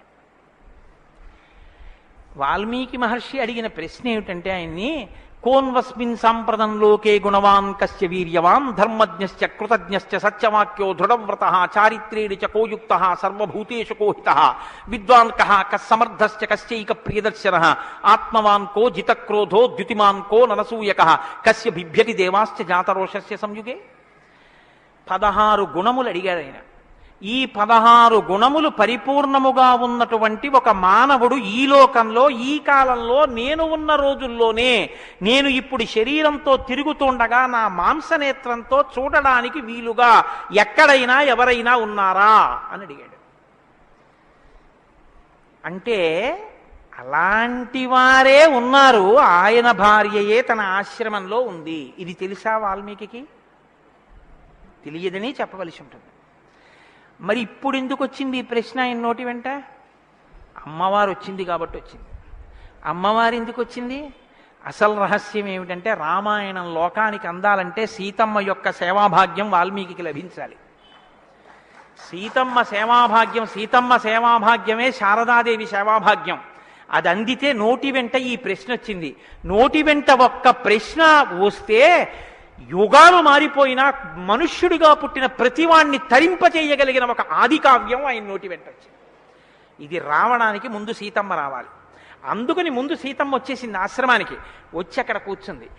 ఆ రామాయణాన్ని ప్రచారం చెయ్యగలిగిన యోగ్యమైన శిష్యుల్ని కూడా సీతమ్మే వాల్మీకి ఇచ్చింది లవకుశల రూపంలో. ఇది వాల్మీకిని సీతమ్మ తరింపచేసిన తీరు మీరు జాగ్రత్తగా గమనించగలిగితే, వాల్మీకి తరించడానికి మొదటి కారణం సీతమ్మే. అందుకే ఆయన అన్నారు, నేను చెప్పిన రామాయణానికి పేరేమిటో తెలుసా? సీతాయాశ్చరితం మహత్ అన్నారు. అది సీతమ్మ చరిత్ర అన్నారు. తల్లి ఎంత గొప్ప తల్లో మీరు ఆలోచించండి. అందుకే సీతమ్మ ఒకరు, శారదమ్మ ఒకరా? కాదు. సీతమ్మే శారదమ్మ. కాబట్టే అంత జ్ఞానం వాల్మీకి ఇచ్చి ఈ ప్రశ్న వేయించింది. ఎందుకు వేయించాలి? సీతమ్మ వెళ్ళిపోతే రామావతారం వెళ్ళిపోతుంది. ఇక సీతమ్మ వెళ్ళిపోతుంది. ఆ రోజులు వచ్చేసాయి. అప్పటికి ఆ రోజు వచ్చేసింది. ఎందుకంటే ఇక అశ్వమేధయాగం చేసేస్తాడు రాముడు. అశ్వమేధయాగం చేస్తే సీతమ్మ కనపడుతుంది రాముడికి. సీతమ్మ రాముడికి కనపడితే వేరొకసారి పాతివ్రత్యాన్ని నిరూపించుకోమని చెప్తాడు. ఎందుకు చెప్తాడంటే ఎప్పుడు లోకం కోసం, తన కోసం కాదు.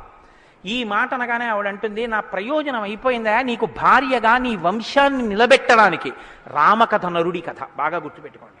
రామకథ దేవుడి కథని మీకు జరిగితే మీకు ఎంత పనికొస్తుందో నేను చెప్పలేను. రామకథ నరుడి కథని మీరు వినండి, మీకు పనికొస్తుంది.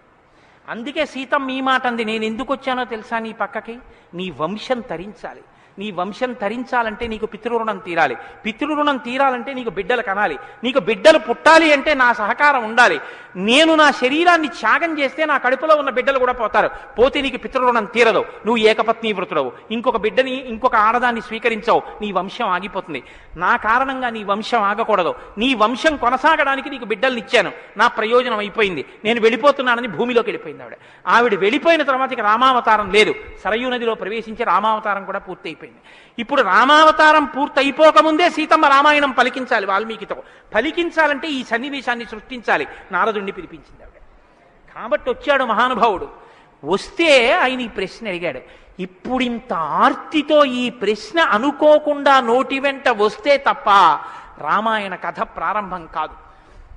అందుకని అడిగాడు, కోన్వస్మిన్ సాంప్రతంలోకే గుణవాన్ కస్య వీర్యవాన్. ఈ కాలంలో నారద మహర్షి ఇప్పుడు నేను చూడడానికి వీలుగా నేను అడిగిన మహానుభావుడు ఎవరైనా ఉన్నాడా? ఎవరు? 16 గుణములున్నవాడై ఉండాలి. గుణమన్న మాటకు అర్థం ఏమిటి?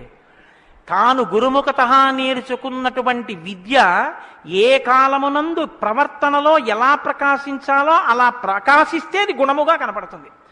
మా గురువుగారు నన్ను, నాయనా ఒరే కోటేశ్వరరావు, గోవులకు సేవ చెయ్యరా అని చెప్పారనుకోండి. నేను అలా గుళ్ళోకి వెళ్ళిపోతున్నాను. ఓ 60 అరటిపళ్ళు పట్టుకుని దేవాలయంలోకి వెడుతున్నాను. ఒక ఆవు నా వంక చూసి ఇలా ఇలా ఇలా ఇలా నోరు చాపింది. నేను ఆ ఆవుని దవడ మీద ఒక్క దెబ్బ కొట్టి గుళ్ళోకి వెళ్ళాను. మా గురువుగారు సంతోషించచ్చా? మా గురువుగారు చెప్పారు, రే పరాశక్తికి ఆవుకి తేడా లేదురా అని చెప్పారు. ఇప్పుడు నేనేం చెప్పాలి? నేను లోపలికి వెళ్ళి అర్చకుడికి ఇస్తే నివేదన చేస్తాడు. ఇక్కడో నా తల్లి ఎదురొచ్చి నా దగ్గర ప్రత్యక్షంగా తింటానని అడుగుతోంది. అమ్మ ఏమి భాగ్యం, అక్కడ ఇంకా తొక్క తీసి పెట్టాలి, ఇక్కడ తొక్కతో తినడానికి సిద్ధంగా ఉన్నావు. నా చేత్తో పెట్టుకుంటాను. 2 చెప్పులు ఇప్పి గభాల్లో 2 అరటిపళ్ళు నేను పెట్టాలి. పెడితే నేను గురువాక్యాన్ని అనుష్ఠానంలోకి తెచ్చుకున్నవాడిని. ఇప్పుడు గుణముగా ప్రకాశిస్తుంది. కోటేశ్వరరావు గారండే వాళ్ళ గురువు గారు చెప్పింది గుర్తుపెట్టుకుని ఆవుకి 2 అరటిపళ్ళు పెట్టాడు. అదో గుణం. అంటే నేను నా గురించి చెప్పుకుంటున్నాను అనుకోకండి. నేనే అటువంటి పుణ్యకార్యాలు చేసిన వాడిని కాదు మహాప్రభు. ఏదో ఉదాహరణకి చెప్పానంతే. అదే స్వోత్కర్ష కోసం చెప్పిన వాడిని కాదు. కాబట్టి గుణము అంటే విన్నది, చదువుకున్నది, ప్రవర్తనయందు ఆ సందర్భంలో ప్రకటనమైతే, ప్రకాశిస్తే గుణం అవుతుంది. అలా ఉన్నాయా ఎవరికైనా? అలా ఉన్నవాడు ఉన్నాడా? గురువుగారి దగ్గర నేర్చుకున్నవి అనుష్ఠానంలోకి వచ్చేటప్పటికి గురువు ఏం చెప్పారో అలా ప్రవర్తించిన వాడు ఉన్నాడా? మీరు ఇలా వినండి రామాయణాన్ని. ఇంక తర్వాత కోన్వస్మిన్ సంప్రదంలోకే ఎప్పుడో కాదు వామనమూర్తి ఉన్నారు, నరసింహావతారం ఉందని చెప్పకం. ఇప్పుడున్నాడా? ఇది వాల్మీకి ప్రశ్న. కోన్వస్మిన్ సంప్రదంలోకే గుణవాన్ కస్య వీర్యవాన్. వీర్యవాన్ అంటే వీర్యవంతుడు ఉన్నాడా? వీర్యవంతుడంటే ఎటువంటి యుద్ధం వచ్చినా చెక్కు చెదరకుండా తానుగా నిలబడి తనలో ఏ మార్పు లేకుండా బయట మార్పు తేగలిగిన వాడు, ఎంతమందినైనా పడగొట్టగలిగిన వాడు. అటువంటి వాడు ఉన్నాడా? ఉంటే వీర్యవాన్. కోన్వస్మిన్ సంప్రదంలోకే గుణవాన్ కస్య వీర్యవాన్ ధర్మజ్ఞశ్చ. ధర్మం తెలుసుకున్నవాడు ఉన్నాడా? ధర్మం తెలియడం అంటే మీరు బాగా గుర్తుపెట్టుకోండి ఒకటి. ధర్మం తెలియడం అంటే ఏమిటో తెలుసా అండి? అధర్మం కూడా తెలియడం. ధర్మమే తెలిస్తే పూర్ణత్వం కాదు. ధర్మం తెలియడం అంటే అధర్మం కూడా తెలియడం. ఏది చెయ్యాలో తెలియడం అంటే ఏది చెయ్యకూడదో కూడా తెలియడం. మీరు కొంచెం ఆలోచించండి. నేను మాట అనేసి వదిలేస్తాను. ఇప్పుడు మీరు జవాబు చెప్పక్కర్లేదు. చెయ్యమన్నది చెయ్యడం తేలిక, చెయ్యొద్దన్నది వదిలేయడం తేలిక. చెయ్యొద్దన్నది వదిలేయడమే చాలా కష్టం. మీరు చూడండి, నేను మంత్రం ఇస్తాను 11 మార్లు చెయ్యండి రోజు, ఒక్క మాట కూడా మీకు కోతి గుర్తు రాకూడదన్నాను అనుకోండి, అలా చేయగలరా? ఇది వద్దు అని ఏదంటామో అదే చేయబుద్ధి వేస్తుంది. దేవుడికి 2 అగరత్తులు పెట్టు అన్నాను అనుకోండి, భయానికో భక్తికో 2 అగరత్తులు వెలిగించేయడం తేలిక. వద్దన్నది చేయకుండా ఉన్నవాడు ప్రజ్ఞావంతుడు. వద్దన్నది చేయకుండా ఉండాలంటే అధర్మం తెలియాలి కదండి. అధర్మం తెలియడం, ధర్మం తెలియడం, ధర్మం పాటించడం, అధర్మం విడిచిపెట్టడం, అధర్మం చేసిన వాడిని కూడా ఉండకుండా చేయడం, ఎందుకంటే వాడి వల్ల ధర్మం వ్యాప్తి చెందకుండా. ఇది ధర్మం తెలియడం. కాబట్టి ధర్మజ్ఞశ్చ కృతజ్ఞశ్చ. కృతజ్ఞశ్చ అంటే ఎవరో తనకు ఒక ఉపకారం చేశాడు, వాడు అదృష్టం అండి నన్ను సేవించుకున్నాడు అండం కాదు, ఎంత మహానుభావుడండి, నిజంగా నాకు ఎంత ఉపకారం చేశారండి, ఎంత ఉపకారం చేశారండి అని తలుచుకు తలుచుకు తలుచుకు తలుచుకు పొంగిపోగలిగినటువంటి మనసు ఉండడం. అసలు మనుష్య జన్మకు ఉండవలసిన ప్రధాన లక్షణం అదేనండి. కృతజ్ఞో నాస్తి నిష్కృతి. కృతజ్ఞత లేని వాడికి నిష్కృతి లేదు. అటువంటి కృతజ్ఞత ఉన్నవాడు ఉన్నాడా లోకంలో ఎవరైనా? ధర్మజ్ఞశ్చ కృతజ్ఞశ్చ సత్యవాక్యో. ఎప్పుడూ సత్యమే మాట్లాడాలి, మిన్ను విరిగి మీద పడిపోని నేను సత్యమే చెప్తాను అని వ్రతం పట్టినవాడు ఎవరైనా ఉన్నాడా? సత్యవాక్యో దృఢవ్రత. ఒక పని మొదలు పెడితే అనుకున్నాం కాదండి అది అలా అవుతుందా అందుకని వదిలేశాను లేండి ఇప్పుడు మార్చేశాను సంకల్పం అనకుండా, తాను ఒక్కసారి నోటి వెంట ఇది చేస్తానని అంటే పిడుగులు పడిపోయినా ఆ పని చెయ్యగలిగినటువంటి వాడు, దాన్ని విడిచిపెట్టనటువంటి వాడు, అటువంటి పూనిక ఉన్నవాడు ఉన్నాడా? దృఢవ్రత. కాబట్టి కోన్వస్మిన్ సాంప్రదంలోకే గుణవాన్ కస్య వీర్యవాన్ ధర్మజ్ఞశ్చ కృతజ్ఞశ్చ సత్యవాక్యో దృఢవ్రత చారిత్రేణ చకోయుక్త. ఆయన ప్రవర్తనని చూస్తే ఇంకా మీరు వేదం చదవక్కర్లేదు. వేదం చదవక్కర్లేదంటే చదవద్దని కాదు నా ఉద్దేశం. ఆయన ప్రవర్తన చూస్తే ఆయన ఏది చేశారో అదే వేదం చెప్పింది అని గుర్తు. అటువంటి ప్రవర్తన ఉన్నవాడు ఉన్నాడా? పడుకున్నా, లేచినా, మాట్లాడినా, కూర్చున్నా, నించున్నా, నడిచినా, ఏం చేస్తున్నా ధర్మానికి అనుగుణంగా ప్రవర్తించగలిగినటువంటి నడవడి కలిగినటువంటి వాడు లోకంలో ఉన్నాడా? చారిత్రేణ చకోయుక్త సర్వభూతేషు కోహిత. ఇంత బలపరాక్రమాలు ఉండి కూడా సమస్త భూతముల పట్ల దయ కలిగిన వాడు లోకంలో ఉన్నాడా?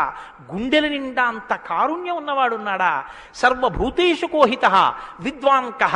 తెలుసుకోవలసినవన్నీ సమస్తము తెలుసుకున్నటువంటి విజ్ఞాని ఉన్నాడా? అటువంటి విద్వాంసుడు ఉన్నాడా? విద్వాంకః కస్సమర్థశ్చ. ఎటువంటి పని అయినా సరే వీరు చెయ్యలేరు వీరు చెయ్యలేరనొచ్చేమో కానీ ఆయన ఇది చెయ్యలేరని చెప్పడానికి ఒక పని లేకుండా ఏ పనులైనా చెయ్యగలిగిన వాడు ఉన్నాడా? కస్సమర్థశ్చ కశ్చైక ప్రియదర్శన. ఎప్పుడు మీరు చూసినా చూడాలనిపించేట్టుగా ఉండేవాడు ఉన్నాడా? ఆయన యుద్ధం చేస్తుంటే వింటినారి లాగుతున్నాడు అందం, ఆయన అడవిలో నడుస్తున్నాడు అందం, ఆయన కిరీటం పెట్టుకున్నాడు అందం, ఆయన పాదపీఠం మీద పాదం పెట్టాడు అందం, ఆయన జిల్లేడు పాలు పోసుకుని జటాజూటం కట్టుకున్నాడు అందం, ఆయన ఏమీ లేదు నారచీర కట్టుకుని కోదండం పట్టుకున్నాడు అందం, ఆయనకి కోపం వచ్చి కన్నులు ఎర్రబారాయి అందం, ఆయన బాలరాముడిగా పిలక పెట్టుకుని వెడుతున్నాడు అందం, సీతమ్మతో మాట్లాడుతున్నాడు అందం, నిద్రపోతున్నాడు అందం. అసలు ఏది చూసినా అందం. అబ్బా ఇప్పుడు అంత బాగుంటాడండి, ఆ తర్వాత బాగుంటాడండి, కొంచెం అలంకారం చేసుకుంటాడు బాగుంటుంది అనడానికి ఏమైనా ఉంటుందా? ఎప్పుడు నువ్వు చూసినా అలాగే చూడాలనిపించేటట్టుగా ఉండేవాడు ఎవరైనా ఉన్నాడా? కశ్చైక ప్రియదర్శన. ఎంత పెద్ద మాట అండి. నిద్రపోతుంటే చూసావు, ఆహా నిద్రపోతుంటే చూడాలండి ఆయన సౌందర్యం. ఆ మాట ఎవరికన్నా ఉంటుందండి లోకంలో? ఏమన్నా ఆయన నిద్రపోతుంటే ఎంత బాగుంటాడండి అంటారా? ఏమన్నా ఆయన నిద్ర లేచి ఒళ్ళు విల్చుకుంటుంటే చూడాలండి ఆయన అందం ఎవరికైనా ఉందా? ఆయన యుద్ధం చేస్తుంటే చూడాలండి అందం ఎవరికైనా ఉంటుందా? ఎంతటి అందగాడు రామో. ఆయన పుంసామోహన రూపాయ పుణ్య శ్లోకాయ మంగళం. ఆడవాళ్లు మోహించడం కాదు, పురుషులు మోహించారు ఆయన్ని. అంతటి అందగాడు. కొన్ని కోట్ల మంది కంఠాలు కోసేశాడంతే రామావతారంలో. నెత్తుటిని ఏర్లు పారించాడు. అయినా అందం.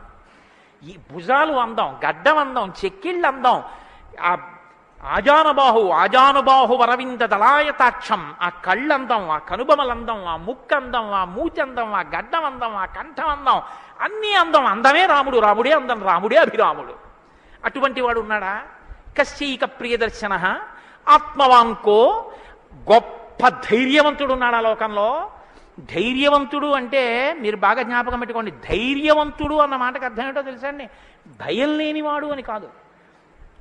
ధైర్యము అన్న మాటకి ఇంకో అర్థం కూడా ఉంది.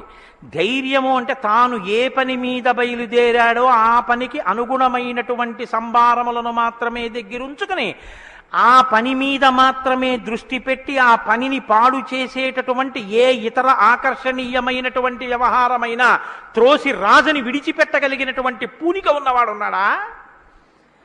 నేను ఏకపత్ని వ్రతం చేస్తానన్నాడు, భార్యని రావణాసురుడు ఎత్తుకుపోయాడు, చాలా మంది వచ్చి మీద పడ్డారు. మా నాన్నగారు దక్షిణ నాయకుడు, మా వంశంలో చాలా మంది దక్షిణ నాయకులు, మా ఆవిడ దగ్గర లేదు కదండి అని ఏమైనా పొరపాటు పడ్డాడా? తాను ఏది అన్నాడో రామో దీర్ణాభిభాషతే, 2 మాటలు నాకు రావమ్మా అన్నాడు అంతే. లోకంలో అవతార పరిసమాప్తి వరకు అంతే. అలా ఉండగలిగిన వాడు ఉన్నాడా? ఆత్మవాంకో జితక్రోధో, కోపాన్ని గెలిచిన వాడు ఉన్నాడా? కోపాన్ని గెలవడం ఏమిటండి? అది ఏమైనా ఎదురుగుండా వచ్చి నిలబడుతుందా క్రోధం? ఎలా గెలుస్తారు అంటే క్రోధం ఎక్కడి నుంచి వస్తుందో మూలస్థానాన్ని గుర్తెరగడం, వికార కారణాన్ని తెలుసుకోవడమే క్రోధాన్ని గెలవడం. అంటే మీరు చూడండి, నాకండి ఎంత కోపం వచ్చేసిందో అంటాడు. ఎంత కోపం వచ్చేసిందోకి ఎక్కడి నుంచి వచ్చింది? ఇక్కడి నుంచే రావాలి కోపం. ఇక్కడి నుంచి రావడానికి అనువైన అవకాశం, వాతావరణం నువ్వు ఇస్తే రావడానికి సిద్ధంగా ఉంటుంది. మంట పుట్టడానికి సిద్ధంగా ఉన్నట్టుంటుంది అది. నువ్వు అది పుడితే ఎంత వికారంగా ఉంటావో, నీ ముఖం ఎలా ఉంటుందో, ఎంత జేవురించుకుని ఉంటుందో, ఎలా అరుస్తావో, నీ చేతులు ఎలా ఉంటాయో, ఓసారి ఆ టైంలో వీడియో తీసి చూసుకో ఎలా ఉంటుందో. అసహ్యం వేస్తుంది మన మీద. మనకి అదేంటంటే అలా ఉన్నాననిపిస్తుంది. ఇన్ని వికారములు ఇది వస్తే వస్తున్నాయని తెలుసుకుని అది రాకుండా తొక్కి పెట్టగలిగిన వాడు ఉన్నాడా? అలా ఉంటే జితక్రోధో, అలాంటి వాడు ఉన్నాడయా లోకంలో? ఆత్మవాన్కో జితక్రోధో ద్యుతిమాన్కో, అపారమైనటువంటి కాంతి కలిగిన వాడు ఉన్నాడా? ద్యుతిమాన్కోనసూయక, అసూయని గెలిచిన వాడు ఉన్నాడా? తనకన్నా గొప్పవాడు కనపడితే ఆహాహా మహాత్ములు ఎంత గొప్ప పరిశ్రమ చేశారో, ఇంత గొప్పవాడు అయ్యాడని నమస్కారం చేసి తెలుసుకోవాలి. తనకన్నా తక్కువవాడు కనపడితే ఈశ్వరానుగ్రహంతో ఈయన వృద్ధిలోకి రావాలనగలగాలి. కిందవాడిని చూసి అహంకరించకూడదు, పైవాడిని చూసి అసూయపడకూడదు. ఈ 2 ఉన్నవాడు ఉన్నాడా? ద్యుతిమాన్కోనసూయక కస్య బిభ్యతి దేవాశ్చ జాత రోషస్య సంయుగే. కోపం లేని వాడికి కోపం ఎలా వస్తుంది మరి? అంటే కోపం తెచ్చిపెట్టుకున్నట్టు నటిస్తాడంతే. ఎందుకు నటించాలి అంటే ఏదో పని చక్కబెట్టాలంటే కోపం వచ్చినట్టు ఒకసారి ఇలా అంటాడు. అనేటప్పటికి అమ్మ బాబు ఆయన కోపం వచ్చిందంటే హడిలిపోయి అందరూ జాగ్రత్తగా ఉంటారు. ఎవరికి కోపం వచ్చిందని అనిపిస్తే 33 కోట్ల మంది దేవతలు కూడా వణికిపోతారో అలా కోపాన్ని తెచ్చిపెట్టుకునేవాడే తప్ప అసలు కోపం రావడం అన్నది లేనివాడు లోకంలో ఉన్నాడా? అలాంటి వాడు ఎవడైనా ఉంటే ఎప్పుడో ఉన్నాడని చెప్పద్దు, ఇప్పుడు ఉన్నాడా? నేను చూడ్డానికి వీలుగా ఉన్నాడా? ఈ కాలంలో ఉన్నాడా? ఉంటే అటువంటి వాడి గురించి నాకు చెప్పు, నాకు వినాలనుందన్నాడు. ఇప్పుడు వస్తోంది రామాయణం. ఇప్పుడు చెప్పాలి. నారదుడు ఎవరో తెలుసా? ఆయన రాముడే. ఆయన ఇల్లాలే నీ దగ్గరుంది, ఆయన బిడ్డలే నీ దగ్గర ఉన్నారు. వాల్మీకి మహర్షి ఆయనే అయోధ్యాధిపతి, ఆయనే రామచంద్ర ప్రభువు అని చెప్తే వాల్మీకి పొంగిపోవాలి కదండి. రామాయణ ఆవిర్భావం జరుగుతోందన్నమాట. ఇవాళ రామాయణం పుడుతోంది. ఆ సన్నివేశంలో ఉన్నాం మనం. ఇప్పుడు ఈ మాటలు అడిగితే వాల్మీకి మహర్షి చాలా చమత్కారమైనటువంటి జవాబు ఒకటి చెప్పారు. ఆయన అన్నారు, బహవో దుర్లభాశ్చైవ ఏత్వయా కీర్తితా గుణాః మునే వక్షామ్యహం బుద్ధ్వా తైర్యుక్త శ్రూయతాన్నరః. చాలా క్లిష్టమైనటువంటి ప్రశ్న ఒకటి అడిగావు. సాధారణంగా లోకంలో మానవుల్లో నువ్వు అడిగినటువంటి 16 గుణములు ఒక వ్యక్తి యందు ప్రకాశించేటటువంటి వాడు ఉండడు. కాబట్టి ఇప్పుడు ఎవరై ఉండాలి? నరోత్తముడై ఉండాలి, సాక్షాత్ శ్రీ మహావిష్ణువై ఉండాలి. అటువంటి వాడే కాని నరుడిగానే ఉన్నాడు ఇప్పుడు. ఆయన విష్ణు అంటే ఆయనే అంగీకరించాడు. ఆయన నేను నరుణ్ణి అంటాడు, నేను దాశరథిని అంటాడు, నేను దశరథ మహారాజు కొడుకునయ్యా అంటాడు. నరుడిగా ఈ లోకంలో తిరుగుతున్నవాడు ఉన్నాడు. అటువంటి వాడి గురించి చెప్తాను, జాగ్రత్తగా వినన్నాడు. ఇది సంక్షేప రామాయణం. 100 శ్లోకాలతో ఇక్కడ ప్రతిరోజు సంక్షేప రామాయణం జరుగుతోంది అని అన్నారే. సంక్షేప రామాయణాన్ని పెద్దలు సంప్రదాయంలో ఏమని పిలుస్తారో తెలుసా అండి? మాలామంత్రము అని పిలుస్తారు. ఎందుకంటే శారదా తిలకము అని మంత్రాల గురించి చెప్పేటటువంటిది, బీజాక్షరాల గురించి చెప్పే విషయం ఒకటి ఉంది. అందులో 10 అక్షరాలు మంత్రంలో దాటిపోతే దాన్ని మాలామంత్రములని పిలుస్తారు. 100 శ్లోకములతో ఉన్న సంక్షేప రామాయణం మాలా మంత్రం. అందుకే సంక్షేప రామాయణాన్ని పారాయణ చేస్తే అది రక్షణ చేస్తుంది. మన్నాత్ త్రాయితే ఇది మంత్ర. దాన్ని మననం చేస్తే అది కాపాడుతుంది. సంక్షేప రామాయణం కూడా అలా కాపాడుతుంది. సద్గురువైనటువంటి నారద మహర్షి నోటిలోంచి పుట్టింది సంక్షేప రామాయణం. మహానుభావుడు నేను చెప్తున్నానయ్యా విను అని చెప్తున్నాడు. ఇక్ష్వాకు వంశ ప్రభవో రామో నామ జనైశ్రుత నియతాత్మా మహావీర్యో ద్యుతిమాన్ ధృతిమాన్ వసీ. ఇక్ష్వాకు వంశ ప్రభవో, ఇక్ష్వాకు వంశంలో పుట్టినవాడు ఉన్నాడయ్యా అన్నారు. మీరు ఈ మాట వినాలి. మొట్టమొదట ఎవరైనా రాముడు అని చెప్పలేదు. ఎవరని చెప్పాడు? ఇక్ష్వాకు వంశంలో పుట్టినవాడు ఉన్నాడు అన్నారు. ఒక వంశం తరించిపోతుంది, ఒక వంశం పేరు శాశ్వతత్వాన్ని పొందుతుంది. అది మొదట ఇక్ష్వాకు వంశం, తర్వాతది రఘువంశం. రఘువు పుట్టిన తర్వాత దాన్ని రఘువంశం అన్నారు. వంశం మారిపోలేదు, కానీ వంశం పేరు రఘువంశం అయిపోయింది. ఎలా అయిపోయింది అంటే రఘువు గొప్పతనం అటువంటిది, ఆయన పేరుతో వంశాన్ని పిలిచారు. ఆ వంశంలో పుట్టాడు రామచంద్రమూర్తి. అంత గొప్ప వంశంలో పుట్టాడయా. ఇప్పుడు వంశానికి గొప్పతనం ఎక్కడి నుంచి వచ్చింది? పుట్టి అలా ప్రవర్తించగలిగిన వాళ్ళ వల్ల వస్తోంది. ఇక్ష్వాకు వంశ ప్రభవో రామో నామ జనైశ్రుత. ఆయనని జనులందరూ రాముడు అని పిలుస్తూ ఉంటారు. రామో నామ జనైశ్రుత ఎందుకని? రమయతీతి రామ, ఆయన అందరినీ ఆనందింపచేస్తాడు. రమంతే అస్మిన్ ఇతి రామ, ఆయన యందు యోగులు రమిస్తారు. యోగులు రమించడం అంటే బాహ్యంలో తిరిగేటటువంటి మనస్సుని బుద్ధిని నిగ్రహించి వెనక్కి తిప్పి ఆత్మలోకి దింపి తాను ఒకటిగా నిలబడిపోయి పొందేటటువంటి ఆనందమేదో అది సాకారమును పొందితే రాముడు. కాబట్టి యోగులు రమించేటటువంటి స్వరూపమేదో దానికి రామ అని పేరు. కాబట్టి రామో నామ జనైశ్రుత నియతాత్మా మహావీర్యో ద్యుతిమాన్ ధృతిమాన్ వసీ. నువ్వు చెప్పినటువంటి గుణములన్నీ ఉన్నవాడు, దానితో పాటుగా వసీ ఇంద్రియములను నిగ్రహించినటువంటి వాడు.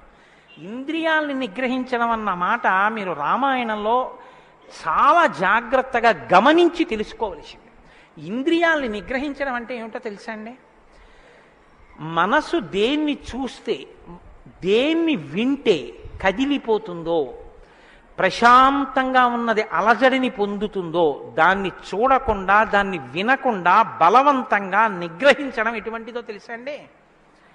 ఒక త్రాచుపాము అలా వెళ్ళిపోతోంది, గభాల్ని ఇలా చూశాడు, అయ్య బాబోయ్ త్రాచుపాము పెద్ద గెంతు గెంతాడు. అది అకస్మాత్తుగా ఏమైందంటే ఆ గెంతడంలో త్రాచుపాము యొక్క పడగ మీద 2 కాళ్ళు వేసి తొక్కాడు. ఇప్పుడు త్రాచుపాము తల పైకి ఎత్తలేకపోతుంది.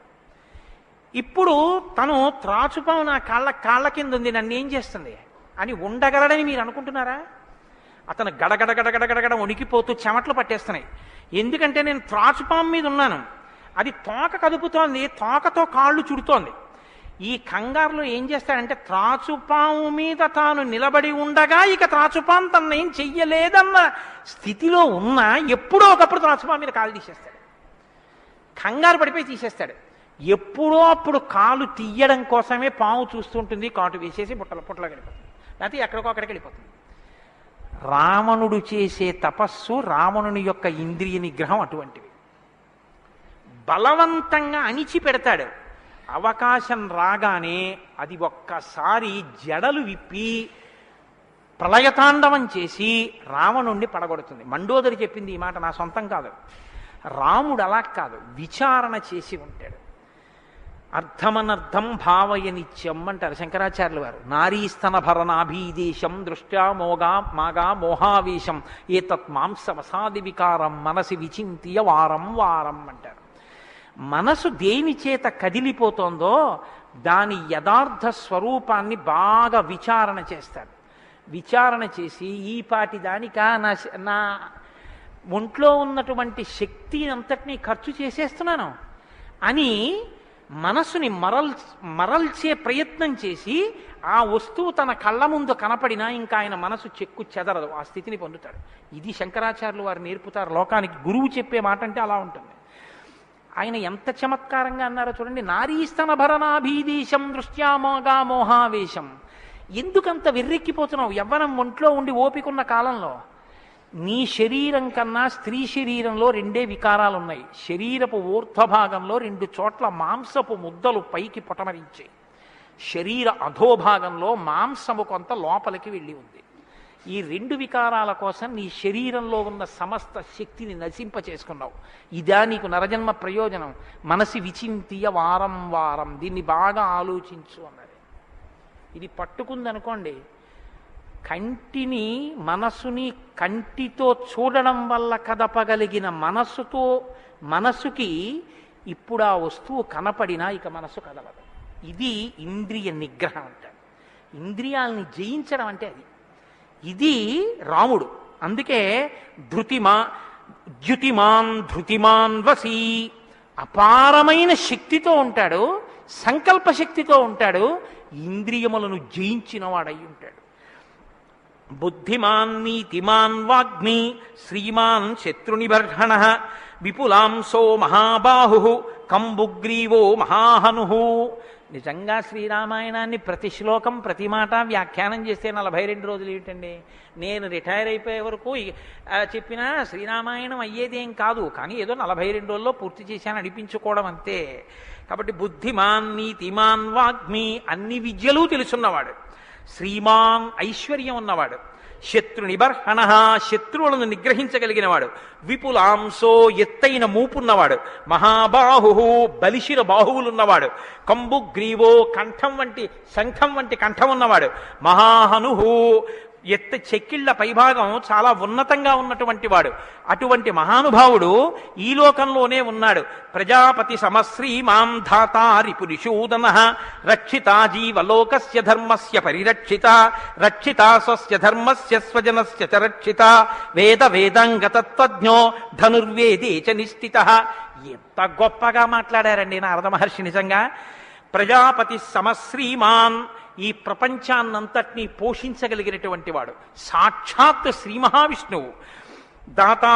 ధాతా రిపునిషూదన, శత్రువులను నిగ్రహించగలిగిన వాడు. రక్షితా జీవలోకస్య, ఈ లోకాలన్నింటినీ రక్షించగలిగినవాడు. ధర్మస్య పరిరక్షిత, ధర్మాన్ని రక్షించేటటువంటి వాడు. ధర్మాన్ని రక్షిస్తాడు కాబట్టి అధర్మాన్ని నిగ్రహిస్తాడు కూడా. ధర్మస్య పరిరక్షిత రక్షిత స్వస్య ధర్మస్య, తన ధర్మాన్ని తాను రక్షించుకుంటాడు. రక్షిత స్వస్య ధర్మస్య స్వజనస్య చ రక్షిత, అందరినీ రక్షిస్తే మరి స్వజనులు ఎవరు అంటే ఆయననే నమ్ముకుని ఉన్న వాళ్ళెవరో ఆ వారి రక్షణ యందు మరింత అప్రమత్తంగా ఉండేటటువంటి స్వరూపం ఉన్నటువంటి వాడు.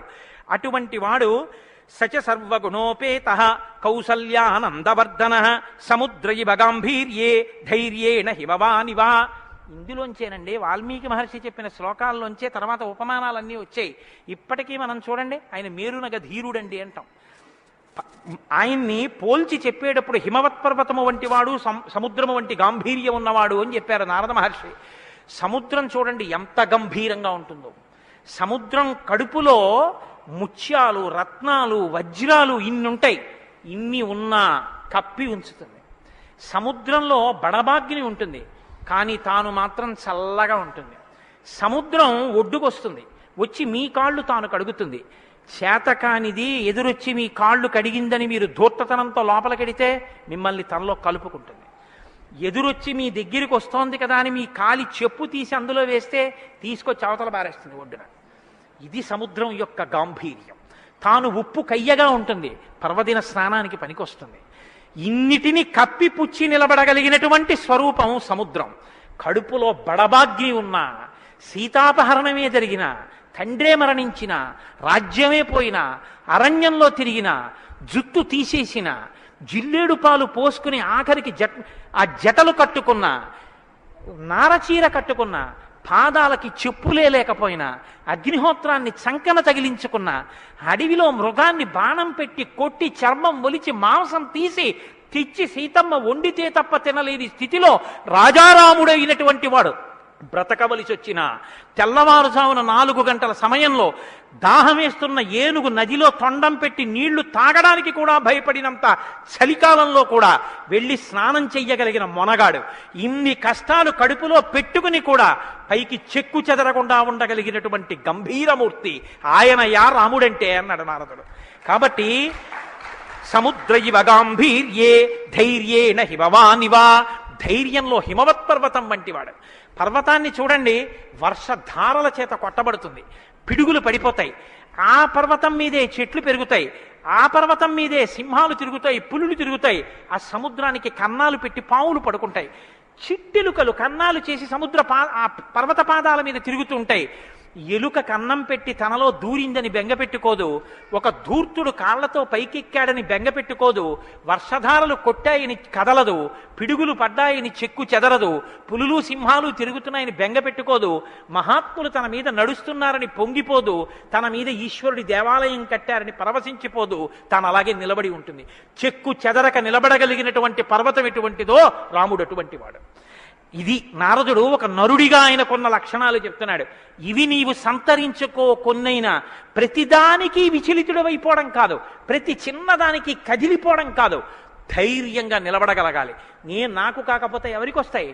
వస్తాయి కష్ట సుఖాలు అనేటటువంటివి చేసుకున్న కర్మను అనుసరించి అని నిలబడగలిగినటువంటి స్థితి రామాయణం ఇస్తుంది. విష్ణునా సదృశో వీర్యే సోమవత్ ప్రియదర్శన కాలాగ్ని సదృశ క్రోధే క్షమయా పృథివీ సమః.